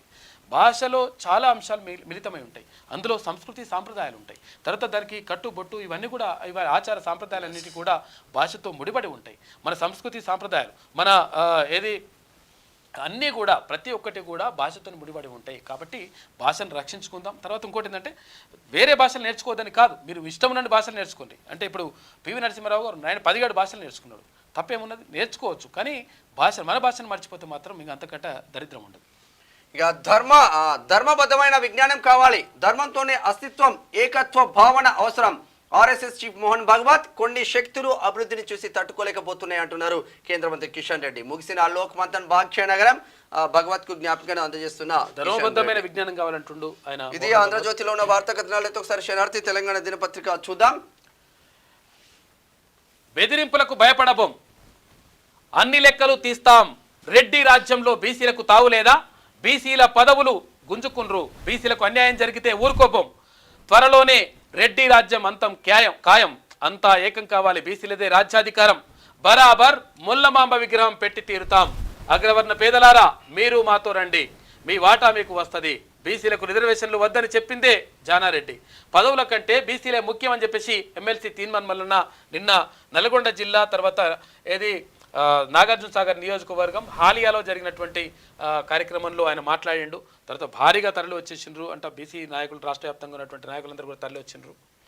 అధికార పార్టీలో ఉన్నా సరే బీసీలకు అన్యాయం జరిగితే ఊరుకునేది లేదని, పదవుల కంటే బీసీల ముఖ్యమని ఎమ్మెల్సీ తీన్మార్ మల్లన్న మరోసారి స్పష్టం చేశారు. నల్లగొండ జిల్లా హాలియా పట్టణంలో కవయిత్రి మొల్లా విగ్రహ ఏర్పాటు అడ్డుకోవడం పట్ల బీసీ వర్గాల ఆధ్వర్యంలో ఆదివారం నిర్వహించిన ర్యాలీలో ఆయన పాల్గొని మాట్లాడారు. జనాభా ప్రాతిపదికన రాజ్యాధికారమే లక్ష్యంగా బీసీలు కదం తొక్కాలని పిలుపునిచ్చారు. ఉమ్మడి నల్గొండ జిల్లాలో 12 అసెంబ్లీ స్థానాలుంటే జనాభా నిష్పత్తి ప్రకారం బీసీలకు తగిన ప్రాధాన్యం దక్కలేదని, కేవలం ఒకే ఒక బీసీకి అవకాశం ఇవ్వడం అన్యాయం అన్నారు. నల్లగొండ జిల్లాలో అగ్రవర్ణాల పెత్తనం కొనసాగుతుందన్నారు.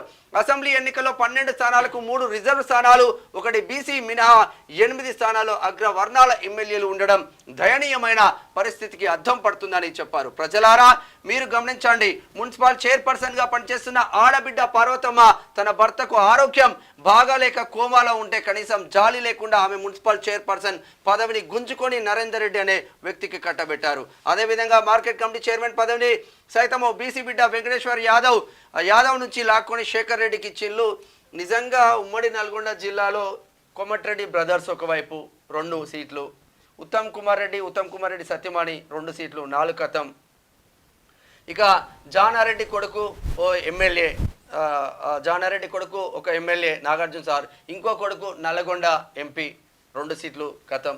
అంటే కుటుంబాలే రెడ్డి కుటుంబాలు తప్ప ఇక దీంట్లో బీసీలు కనిపిస్తలేరా? 100% అవకాశాలు దక్కాలి బీసీలకు, అంటే రావాల్సినటువంటి వాటర్ రావాలి.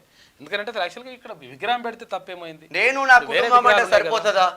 విగ్రహాలు ఉన్నాయి కదా, ఆ విగ్రహానికి మళ్ళీ కూలగొట్టాల్సిన అవసరం ఏముంటుంది? మిద్దె కడితే మిద్దె కూలగొట్టేసిండ్రు. ఇప్పుడు మిగతా ఏం లేవా అంటే మరి అన్నీ ఉన్నాయి. మళ్ళీ అన్నీ ఉన్న తర్వాత మరి ఇదెందుకు కూలగొట్టాలి? మరి వేరే వాళ్ళ విగ్రహాలు పెడతారట. వేరే వాళ్ళ విగ్రహాలు పెడుతున్నప్పుడు మరి వేరే వాళ్ళ ఓట్లు వద్దా? అందరూ పెట్టుకుంటారు కదా.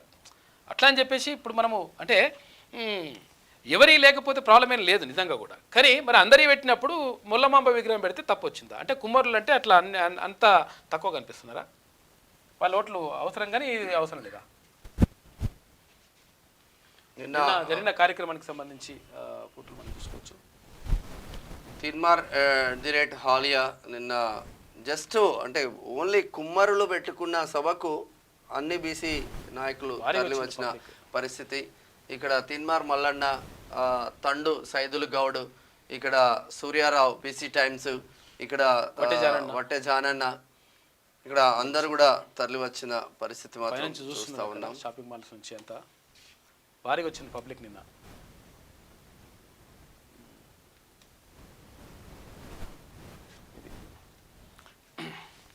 ఒకసారి దిశ చూద్దాం. అయిపోలే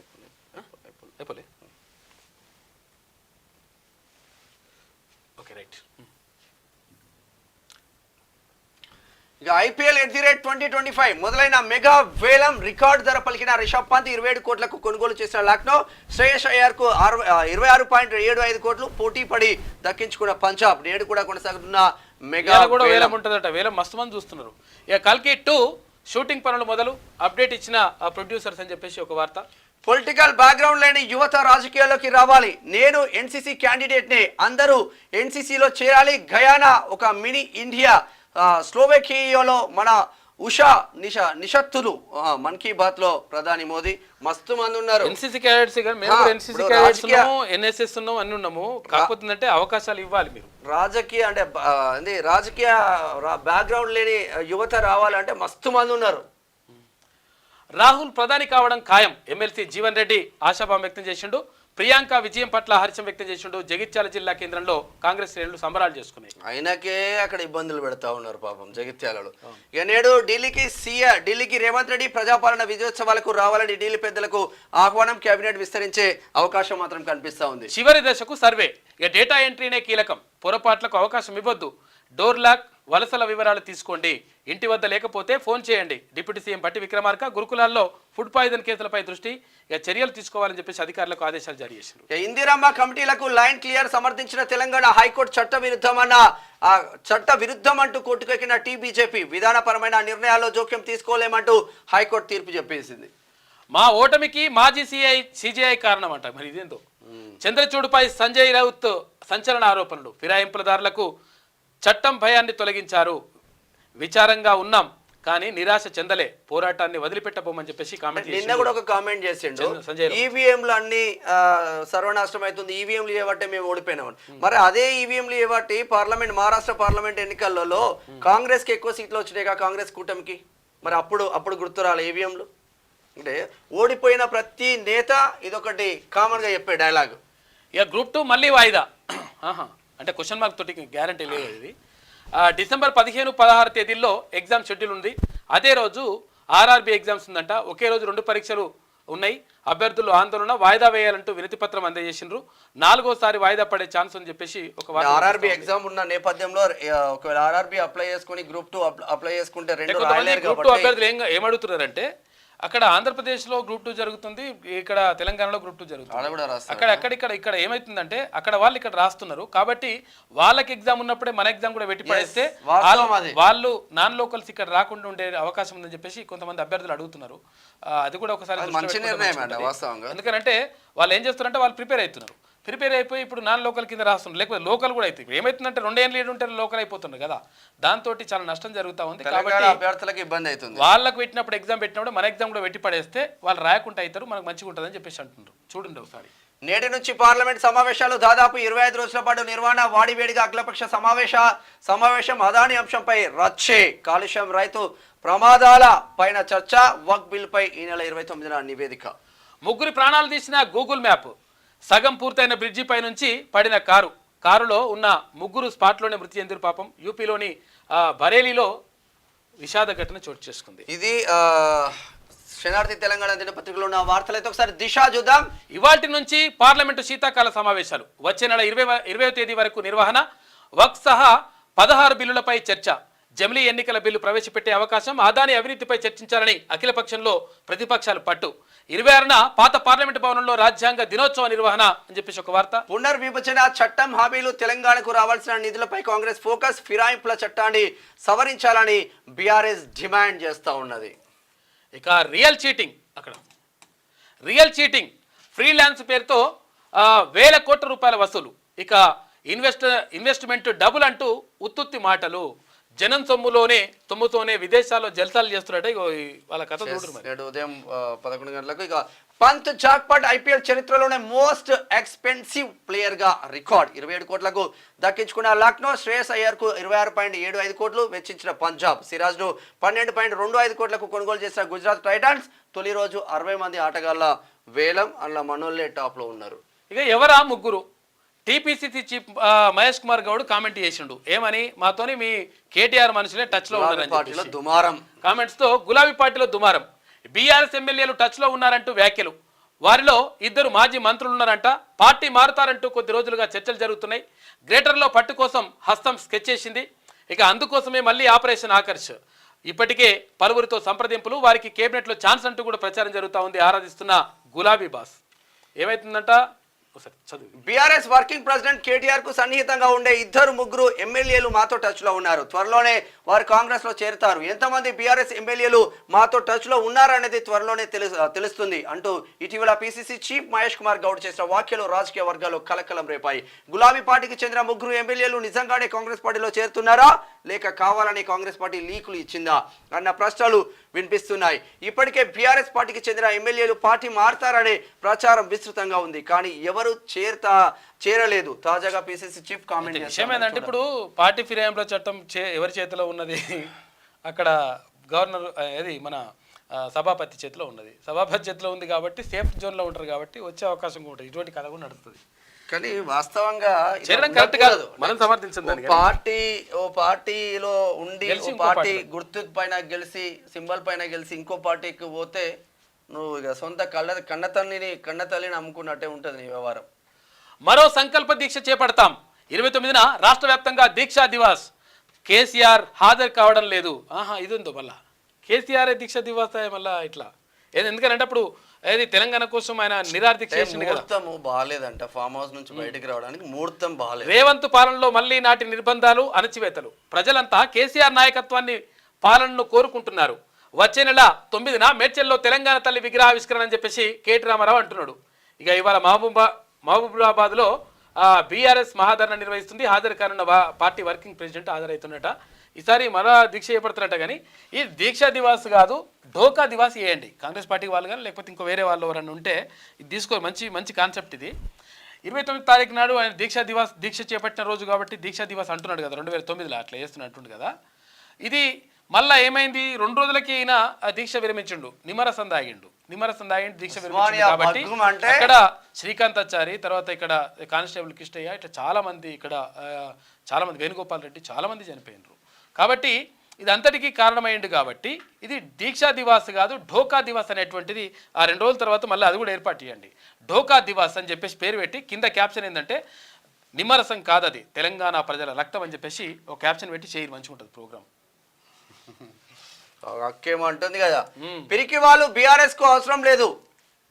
పదవులపై వ్యామోహం ఉన్నవాళ్ళు సైతం, మరి పదవులపై వ్యామోహం ఉండే కదా కాంగ్రెస్ నుంచి బీఆర్ఎస్ లో జాయిన్ అయిన, అప్పుడు టీడీపీ నుంచి బీఆర్ఎస్ లో జాయిన్ అయిన, అప్పుడు ఎడబెట్టుకున్నారు ముఖం. అయితే పిరికి వాళ్ళు అవసరం లేదు, జైలుకు అట్లా దేనికైనా రెడీగా ఉండాలని ఒక రకంగా అట్లా కాపల కుక్కల ఆర్మూర్ పాండులాగా. 10 నెలల్లోనే ప్రభుత్వంపై ప్రజా వ్యతిరేకత. స్థానిక సంస్థల ఎన్నికల్లో సత్తా చాటుదాం ఎమ్మెల్సీ కల్వకుంట్ల కవిత. మరి అక్క బయటికి వచ్చింది కానీ ఎందుకు ఏం దందా చేసిందో ఏం చెప్తలేరు కదా ఎవరు. ఏం పాడైగా కథ ఏం నడుస్తుందో. మహారాష్ట్ర సీఎంపై సస్పెన్స్. ఇక ఇవాళ ప్రకటించే ఛాన్స్. ప్రమాణ స్వీకారం సైతం ఉంటుంది. ఒకరికి సీఎం, తర్వాత డిప్యూటీ సీఎంలుగా 2 ఉంటారంట. ఫడ్నవీస్కు అవకాశం ఇవ్వాలన్న బీజేపీ, ఆర్ఎస్ఎస్. ఇక పవర్ షేరింగ్ యథావిధిగా కొనసాగించాలని చెప్పి షిండే సేన అడుగుతుందంట. జార్ఖండ్ సీఎంగా 28న హేమంత్ సోరెన్ ప్రమాణ స్వీకారం చేస్తారు. అదానిపై సుప్రీంలో పిటిషన్. అవినీతిపై విచారణ జరపాలంటూ దాఖలు. ఇంధన ప్రాజెక్టులపై సమీక్షించనున్న బంగ్లాదేశ్. శ్రీలంక ఓడరేవు ప్రాజెక్టుపై యుఎస్ ఏజెన్సీ రివ్యూ చేయబోతుంది. పైసలు ఇస్తే ఈడబ్ల్యూఎస్ అంట. అన్ని ఉన్నా జాంతానై. ఇతర సర్టిఫికెట్ల జారీకి ఇదే పద్ధతి. మధ్యవర్తులతో గిరిదావర్లు వసూలు చేస్తున్నారట. ధ్రువపత్రాల వారీగా డబ్బులు డిమాండ్. నిరాకరిస్తే వారాల తరబడి ముప్పు తిప్పలు. ఎంట్రన్స్ పరీక్షలకు దరఖాస్తు చేసుకోలేక యువత ఇబ్బందులు పడుతున్నారు. అర్థమవుతుందా? డబ్బులు ఇస్తే ఈడబ్ల్యూఎస్ సర్టిఫికెట్లు ఎన్నైనా ఇస్తారంటే మీకు ఎట్లయితుందంటే నిజంగా కూడా నిజంగా అగ్రవర్ణ పేదలకు 100% మంచి జరగాలి, న్యాయం జరగాలి. అరే వాళ్ళకి అన్యాయం జరుగుతుంది. వాళ్ళ కోసమే అసలు యాక్చువల్గా ఈడబ్ల్యూఎస్ తీసుకొచ్చిండ్రు. కాకపోతే ఏంటంటే ఏదైతే 50% ఉంటుందో 50% దాంట్లో అందులో 10% చెప్పిండ్రు. అందులో చెప్పినటువంటి నిబంధనల ప్రకారం ఇప్పటికే ఇక్కడ మధ్యప్రదేశ్ హైకోర్టుకి సంబంధించినటువంటి తీర్పు కూడా అక్కడ కనిపిస్తూ ఉంది, మన దగ్గర కూడా ఉంది అది. అయితే 50%లో అంటే రిజర్వేషన్ పోగా ఉన్నటువంటి 50%లో 10% అనమాట. కానీ రాష్ట్ర ప్రభుత్వం ఏం చేస్తుంది, ఇప్పుడు రాష్ట్రంలో ఉన్నటువంటి పరిస్థితులు ఏం చేస్తున్నాయి అంటే 10% రిజర్వేషన్ డైరెక్ట్ ఇచ్చి పడేస్తున్నారు. అంటే 100కి 10% ఇస్తున్నారు. దీనివల్ల చాలా నష్టపోతూ ఉన్నారు చాలామంది అభ్యర్థులు. తర్వాత నిజంగా కూడా అగ్రవర్ణ పేదలకు 100% మంచి జరగాలి. కాకపోతే ఏంటంటే అగ్రవర్ణ పేదలు కాకుండా బలిసినోళ్ళే అంటే మంచి బాగా డబ్బున్నోళ్ళే మళ్ళీ ఈ ఇవే తెచ్చుకుంటారట, ఈ సర్టిఫికెట్లు, ఈడబ్ల్యూఎస్ సర్టిఫికెట్లు తెచ్చుకుంటారట. తెచ్చుకొని దాంతో వాళ్ళు జాబులు పొందుతున్నారు. దాంతో ఏమవుతుంది, అగ్రవర్ణంలో ఉన్నటువంటి పేదలు ఎవరైతే ఉంటారో వాళ్ళకు ఇంకా జాబులు రాకుండా వాళ్ళకు నష్టం జరుగుతూ ఉంది. కాబట్టి దీనిపైన దృష్టి పెట్టాల్సిన అవసరం ఉన్నది. ఇక ఓట్లు మావే సీట్లు మావే, రాజ్యాధికారమే బీసీల లక్ష్యం, మేమెంతో మాకంతా అనే నినాదంతో ఉద్యమించాలి. ముల్లా విగ్రహ ఏర్పాటును అడ్డుకోవడం అమానుషం. నల్లగొండ జిల్లాలో అగ్రవర్ణాల పెత్తనం, రాహుల్ మాటలకు రాష్ట్రంలో పరిస్థితులకు పొంతన లేదు. వాస్తవం ఇది. ఎమ్మెల్సీ తీన్మార్ మల్ల అన్నాడు. అక్కడ రాహుల్ గాంధీ ఏమో ఎస్సీ ఎస్టీ బీసీల కోసం కొట్లాడుతూ ఉంటే ఇక్కడ వీళ్ళేమో మా కులపొల్ల కోసం వాళ్ళు కొట్లాడుతూ ఉన్నారు, వాళ్ళ కులపొల్ల కోసం. ఇక ఏడాది పాలనపై ఏఐసీసీకి రిపోర్టు. ఇవాళ ఢిల్లీకి రేవంత్. అంశాలపై అగ్రనేతలకు వివరణ, కేబినెట్ విస్తరణ, నామినేటెడ్ పదవులపై డిస్కషన్. ఇక డిసెంబర్ 9న ఉత్సవాలకు ఇన్విటేషన్లు. లోక్సభ స్పీకర్ ఓం బిర్లా ఫ్యామిలీ మ్యారేజ్కు అంటే ఆయన కూతురు మ్యారేజ్ ఉందంట, ఆ విషయానికి కార్యక్రమానికి కూడా హాజరవుతాడు. ఇక జనవరి 20 నుంచి దావోస్ సదస్సు హాజరు కానున్న మంత్రి శ్రీధర్ బాబు. అధికారుల బృందం, అమెజాన్ సహా పలు కంపెనీలతో ఒప్పందాలకు కసరత్తు. జై భట్టాచార్యకు కీలక పదవి. అమెరికా NIH డైరెక్టర్గా భారత సంతతి వ్యక్తికి ఛాన్స్ ఇచ్చిండ్రు అక్కడ. త్వరలోనే ప్రకటించనున్న ట్రంప్. ఇక తర్వాత US ట్రెజరీ సెక్రటరీగా గే బెట్సంట్ నియామకమైందంట. అమెరికా కన్నా ఇండియా బెటర్. భారత్లో ఒక్క రోజులోనే 640 మిలియన్ల ఓట్ల లెక్కింపు. కాలిఫోర్నియాలో ఇంకా కొనసాగుతున్న కౌంటింగ్ అంటున్నాడు ఎలన్ మస్క్. నెలల కిందే ఈవీఎంలు వద్దన్న మస్క్, అంతలోనే ప్రశంసలు. ఇక రెడీమిక్స్తో రోగాలు. గండిపేటలో విచ్చలవిడిగా RMC ప్లాంట్లు పెట్టినట్టు అక్కడ. మణికొండ, నార్సింగిలో ప్రజలపై తీవ్ర ప్రభావం. ఇక జనావాసాల మధ్య ఏర్పాటు చేస్తున్న రియల్ కన్స్ట్రక్షన్ కంపెనీలు ఇక దుమ్ము ధూళి కాలుష్యంతో ఇబ్బంది పడుతున్నట. ఫిర్యాదు చేసినా పట్టించుకొని పొల్యూషన్ బోర్డు, మున్సిపాలిటీ, రెవెన్యూ అధికారుల తీరు అంతే. ఇక ప్రాణాలతో చిలగాటమాడుతున్న నిర్వాహకులు అని చెప్పేసి ఇప్పుడు ఈ మున్సిపాలిటీ అధికారులు కావచ్చు, రెవెన్యూ అధికారులు కావచ్చు, వీళ్ళందరూ ఇక పొల్యూషన్ బోర్డు అధికారులు కావచ్చు, మీరు లంచాలు తీసుకోకుండా ఈ పనులు చేస్తా ఉన్నారా? ఏమైతుందంటే అసలు యాక్చువల్గా ఈ రెడీమిక్స్ తోటి ఏమైతుందంటే అక్కడ సిమెంట్ తర్వాత ఈ కంకర శ్వాస పీల్చుకుంటే శ్వాసకోశ వ్యాధులు వస్తాయి. లోపలికి అంతా కూడా ధూళి ఉంటది కదా, ధూళి చేరుతుంది, దానివల్ల నష్టం జరుగుతుంది. కాబట్టి జనావాసాల్లో అయ్యా రాజేంద్ర నగర్ ఎమ్మెల్యే ఇది మీకిందికే వస్తుంది. నార్సింగ్ కొంచెం దూరం పెట్టుకుంటే ప్రకాష్ గౌడ్ గారు బీఆర్ఎస్ నుంచి కాంగ్రెస్ కి వచ్చినావు, జర దీనిపైన పెట్టు ఫోకస్. ఊరవతల పెట్టుకుంటే మంచిగా ఉంటుంది అది. ఇక బీజేపీలో జోష్. మహారాష్ట్రలో విజయంతో క్యాడర్లో కొత్త ఉత్సాహం. రాష్ట్రంలో త్వరలో స్థానిక GHMC ఎలక్షన్స్ కలిసి వస్తుందని నాయకులు కార్యకర్తల ధీమా. కానీ బీజేపీలో నిజంగా రాష్ట్ర నాయకత్వాన్ని మార్చండి, అప్పుడు మీకు కలిసి వస్తుంది. మహారాష్ట్ర అసెంబ్లీ ఎన్నికల్లో ఎన్డీఏ కూటమి విజయం తెలంగాణ బీజేపీ శ్రేణులకు కొత్త ఉత్సాహాన్ని ఇచ్చింది. ఇక అసెంబ్లీ ఎన్నికల తర్వాత డీలా పడిన కేడర్లో తాజాగా ఫలితాలు జోష్ నింపాయి.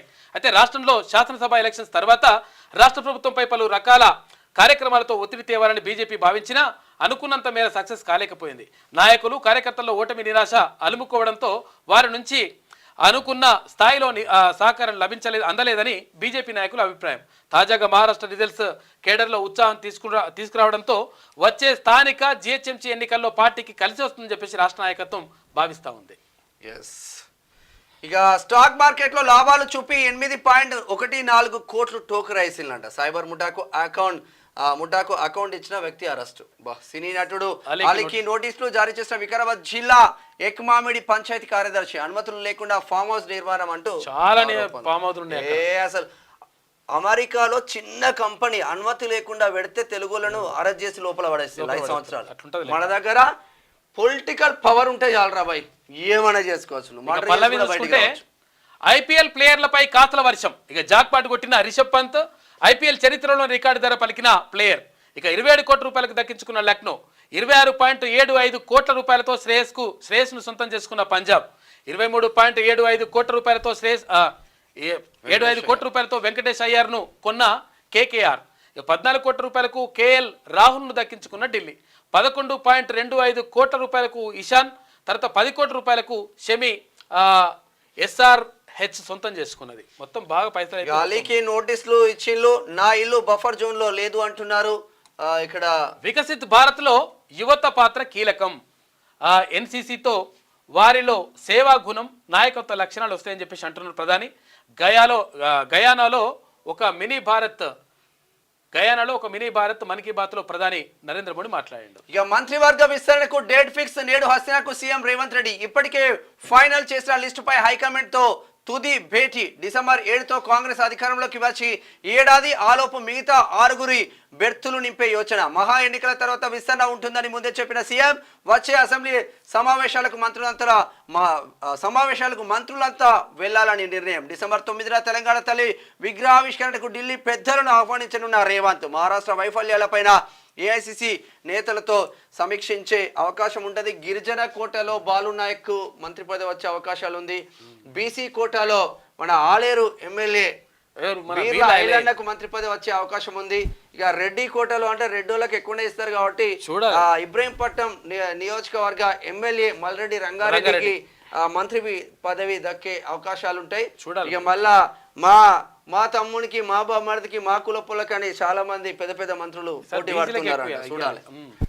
బీజేపీ సభ్యత్వ నమోదులో కరీంనగర్ టాప్ లో ఉందంట. జిల్లాలో 2 లక్షలకు పైగా సభ్యత్వాలు నమోదు. అనుకున్న లక్ష్యంలో 75% చేరుకున్నాం. భూపాలపల్లి, ములుగు అట్టడుగున ఉన్నాయి. కేంద్ర సహాయ మంత్రి బండి సంజయ్ మాట్లాడాడు. లీడర్స్ ఉంటాయి కదా అక్కడ కరెక్ట్ గా. సంబాల్ మసీదు సర్వేలో హింస. నల్గొండ అయిపోయింది. నల్గొండ ఇక బీసీలదే.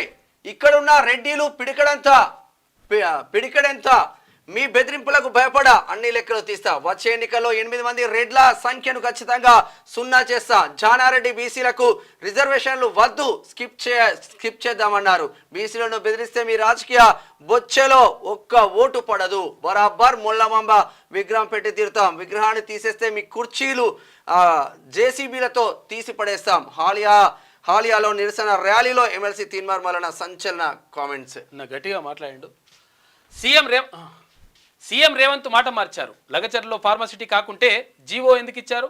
నిజాన్ని అంగీకరించి పాత గెజిట్ను వెనక్కి తీసుకోవాలి. అబద్ధాల్లో సీఎంకు డాక్టరేట్ ఇవ్వాలి. మహారాష్ట్రలో రేవంత్ ప్రచారం చేసిన చోట కాంగ్రెస్ ఓడిందంట. 6 గ్యారెంటీల గ్యారెంటీని అక్కడి ప్రజలు నమ్మలే. ఇకనైనా బుద్ధి తెచ్చుకుని హామీలు నెరవేర్చండి. బీఆర్ఎస్ మాజీ మంత్రి హరీష్ రావు డిమాండ్ చేస్తున్నట్టు లగచర్ల ఘటనకు నిరసనగా ఇవాళ బీఆర్ఎస్ ధర్నా నిర్వహిస్తుంది. ఏది ఇప్పుడు అబద్ధాలు అంటున్నా, అబద్ధాలకు మీకంటే ఎక్కువ చెప్తారా అబద్ధాలు? కాళేశ్వరం ఇది మొదటి ఫలితం ఎవరికి వస్తుందంటే సూర్యాపేట ప్రజలకు వస్తుంది, కరీంనగర్ ప్రజలకు వస్తుంది. ఏడికి పోయినా ఆడికే అంటివి, నువ్వే ఫస్ట్ అన్నట్టు. నారాయణ ఖేడ్ ను దత్త తీసుకుంటా, మొదటి ఫలితం మీకే వస్తుంది. అట్లా ఇక నేటి నుంచి పార్లమెంట్ సమావేశాలు వాడివేడిగా అఖిలపక్ష సమావేశం. అదానీ గ్రూప్ మణిపూర్ పరిస్థితులపై చర్చించాలని కాంగ్రెస్ పిలుపు. డిసెంబర్ 20 వరకు కొనసాగనున్న పార్లమెంట్ సెషన్. డేటా ఎంట్రీ కీలకం. కుటుంబ సర్వే చివరి దశకు చేరుకుంది. ఎలాంటి పొరపాట్లకు అవకాశం ఇవ్వద్దు. డోర్ లాక్, వలస వెళ్లిన వారి డీటెయిల్స్ సేకరించాలి. డిప్యూటీ సీఎం బట్టి విక్రమార్క ఆదేశాలు. రాంచీ నుంచి ఉన్నతాధికారులు కలెక్టర్లతో వీడియో కాన్ఫరెన్స్ లో మాట్లాడిండు బట్టి విక్రమార్క. ఇక కేంద్రంపై యుద్ధమే అంటున్నాడు ఆర్ కృష్ణ. చట్టసభలో బీసీలకు 50% రిజర్వేషన్లు అమలు చేయాలి. పెద్ద కంపెనీలకు 16 లక్షల కోట్ల రుణాలు మాఫీ చేశారు. 70 కోట్ల మంది బీసీల సంక్షేమానికి 2000 కోట్లు కేటాయిస్తారా? 18 డిమాండ్లతో నేడు బీసీ రణబేరి మహాసభ ఉండబోతుంది. మంచి సభ నిర్వహించాలని చెప్పేసి ఆర్ కృష్ణ భావిస్తా ఉన్నారు. రండి దానికి కార్యక్రమానికి. ఇక కౌశిక్ రెడ్డికి నోటీసులు. ఈ నెల 9న అనుమతి లేకుండా ధర్నా చేశారని కేసు. ఇక మరికొందరికి నోటీసులు జారీ చేశారు. హుజరాబాద్ లో దళిత బంధు రావాలని ఇది పల్లవిలో ఉన్నటువంటి ప్రధాన కథనాలు. ఒకసారి ఈనాడు చూద్దాం. కోట్లాభిషేకం. చాలా మందికి కోట్లు గురిపించింది. రిషబ్ పంత్ 27, వెంకటేష్ అయ్యార్ 23.75, హర్షదీప్ 18, చాహల్ 18, శ్రేయస్ అయ్యార్ 26.75 కోట్లు. తెలంగాణ గజగజ. రాష్ట్రాన్ని వణికిస్తున్న చలిపులి. ఆసిఫాబాద్ జిల్లా అత్యల్పంగా 9.4 డిగ్రీలు నమోదైంది. రానున్న 3 రోజులు మరింత తీవ్రం ఉంటుందంట. అంటే చలి ఇంకెక్కువ పెరుగుతుందంట వాతావరణ శాఖ చెప్తుంది. ఇక 3 జిల్లాలకు ఆరెంజ్, 30 జిల్లాలకు పసుపు రంగు హెచ్చరికలు జారీ చేశారు. 28న హేమంత్ ప్రమాణ స్వీకారం ఉండబోతుంది. శాసనసభ పక్ష నేతగా ఏకగ్రీవ ఎన్నిక. తొలగని మహా ఉత్కంఠ. ఇక జార్ఖండ్ లో ఆ రాష్ట్ర గవర్నర్లు కలిసేందుకు వెళ్తున్న బట్టి విక్రమార్క, సీఎం హేమంత్ సోరెన్ ను చూస్తా ఉన్నాం. ఇక సభా సమరం. ఇవాల్టి నుంచి పార్లమెంటు శీతాకాల సమావేశాలు, మహా గెలుపుతో ఉత్సాహంగా అధికార కూటమి. అదాని మణిపూర్ అంశాలపై చర్చకు విపక్షం పట్టుబట్టింది. ఇది ఇట్లా ఉంటే ప్రారంభోత్సవాలు, శంకుస్థాపనలు, ప్రజాపాలన విజయోత్సవాలకు సిద్ధమవుతున్నట్టు ప్రణాళికలు వేస్తా ఉన్నారు. కాంగ్రెస్ భాజపాలకు వ్యతిరేకంగా సంకల్ప దీక్ష 29న అన్ని జిల్లా కేంద్రాల్లో దీక్షా దివాస్ ప్రారంభం. డిసెంబర్ 9న మేడ్చలో తెలంగాణ తల్లి విగ్రహావిష్కరణలో ముగింపు. వారస కార్యనిర్వహణ అధ్యక్షుడు కేటీఆర్. వనవాసి నగరవాసి తేడాలు లేవు, అంతా భారతవాసులమే. లోక్ మంథన్ ముగింపు వేడుకల్లో కేంద్ర మంత్రి నిర్మలా సీతారామన్ మాట్లాడింది. హాజరైన షెకావత్, కిషన్ రెడ్డి, మోహన్ భగవత్ హాజరైంది. కరెంటు ఖాతాల వెనుక కేటుగాళ్లు, సైబర్ నేరగాళ్లకు బ్యాంక్ సిబ్బంది సహకారం, దొల్ల కంపెనీల పేరుతో అనర్హులకు అకౌంట్లు, కొట్టేసిన డబ్బు మళ్లించేందుకు దుర్వినియోగం. మనోళ్ళే ఇది ఈనాడులో ఉన్నటువంటి ప్రధాన కథనాలు అయితే ఒకసారి ఏమేమంటుందో చూద్దాం.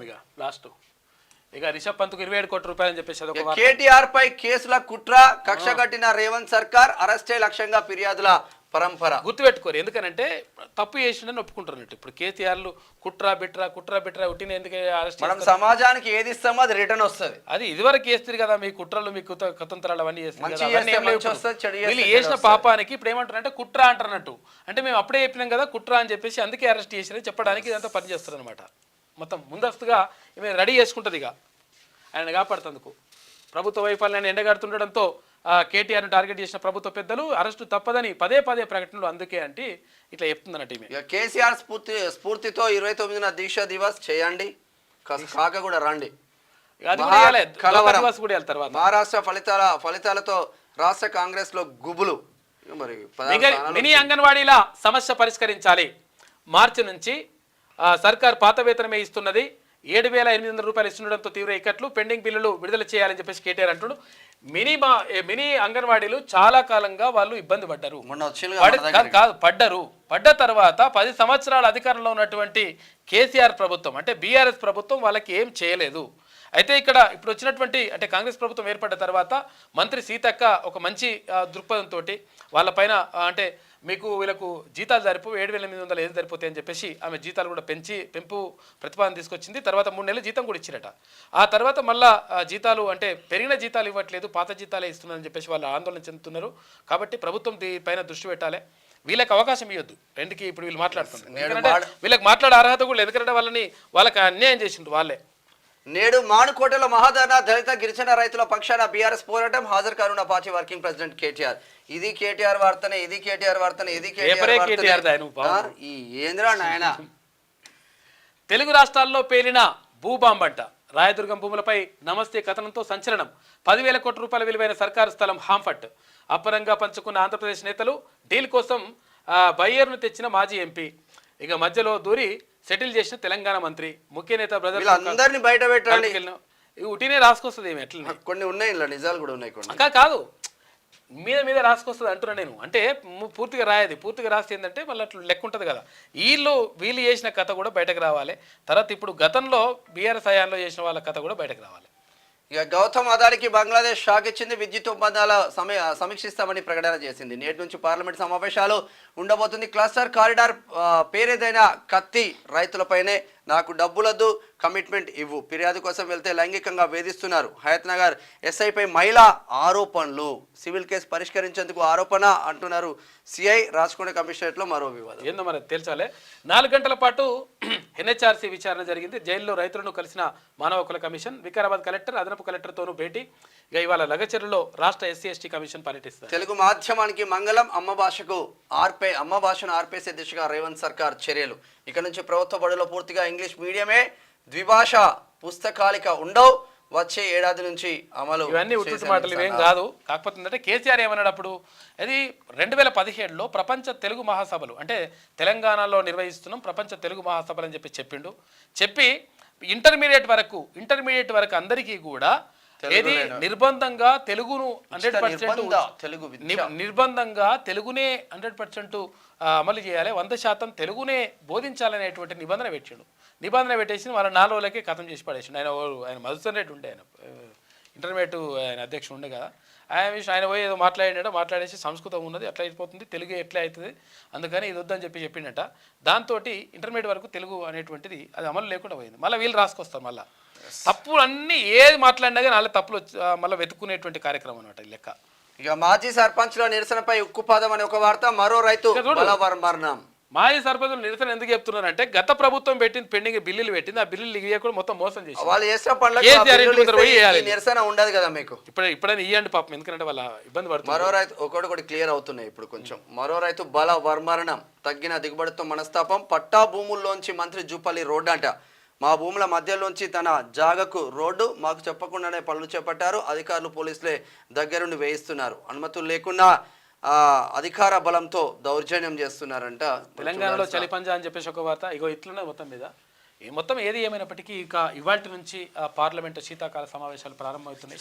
చలిలో వేడి చర్చలు మాత్రం జరుగుతాయి. ఇందులో ప్రధానంగా అదానీ అంశం, ఆ తర్వాత ఇక్కడ వక్ఫ్ బోర్డుకు సంబంధించినటువంటి అంశం, అటు అంటే ఒకే దేశం ఒకే జమిలీ ఎన్నికలకు సంబంధించి ఒకే ఎన్నికలు అనేటువంటి నినాదం, దాంతోపాటు మణిపూర్ అంశం ప్రధానంగా చర్చకు వచ్చేటువంటి అవకాశం ఉంది. కాబట్టి అసలు ఏం జరుగుతాయి, ప్రజా సమస్యలపైన ఎటువంటి చర్చ జరుగుతుంది, తర్వాత కులగణన పైన అంటే రాహుల్ గాంధీ ఎటువంటి ప్రశ్నలు సంధిస్తాడు అనే దానిపైన ఇప్పుడు ప్రధానంగా ఉత్కంఠగా ఉంది. మొత్తం మీద ఇవాల్టి నుంచి ఈ శీతాకాల సమావేశాలు మాత్రం ప్రారంభమవుతా ఉన్నాయి.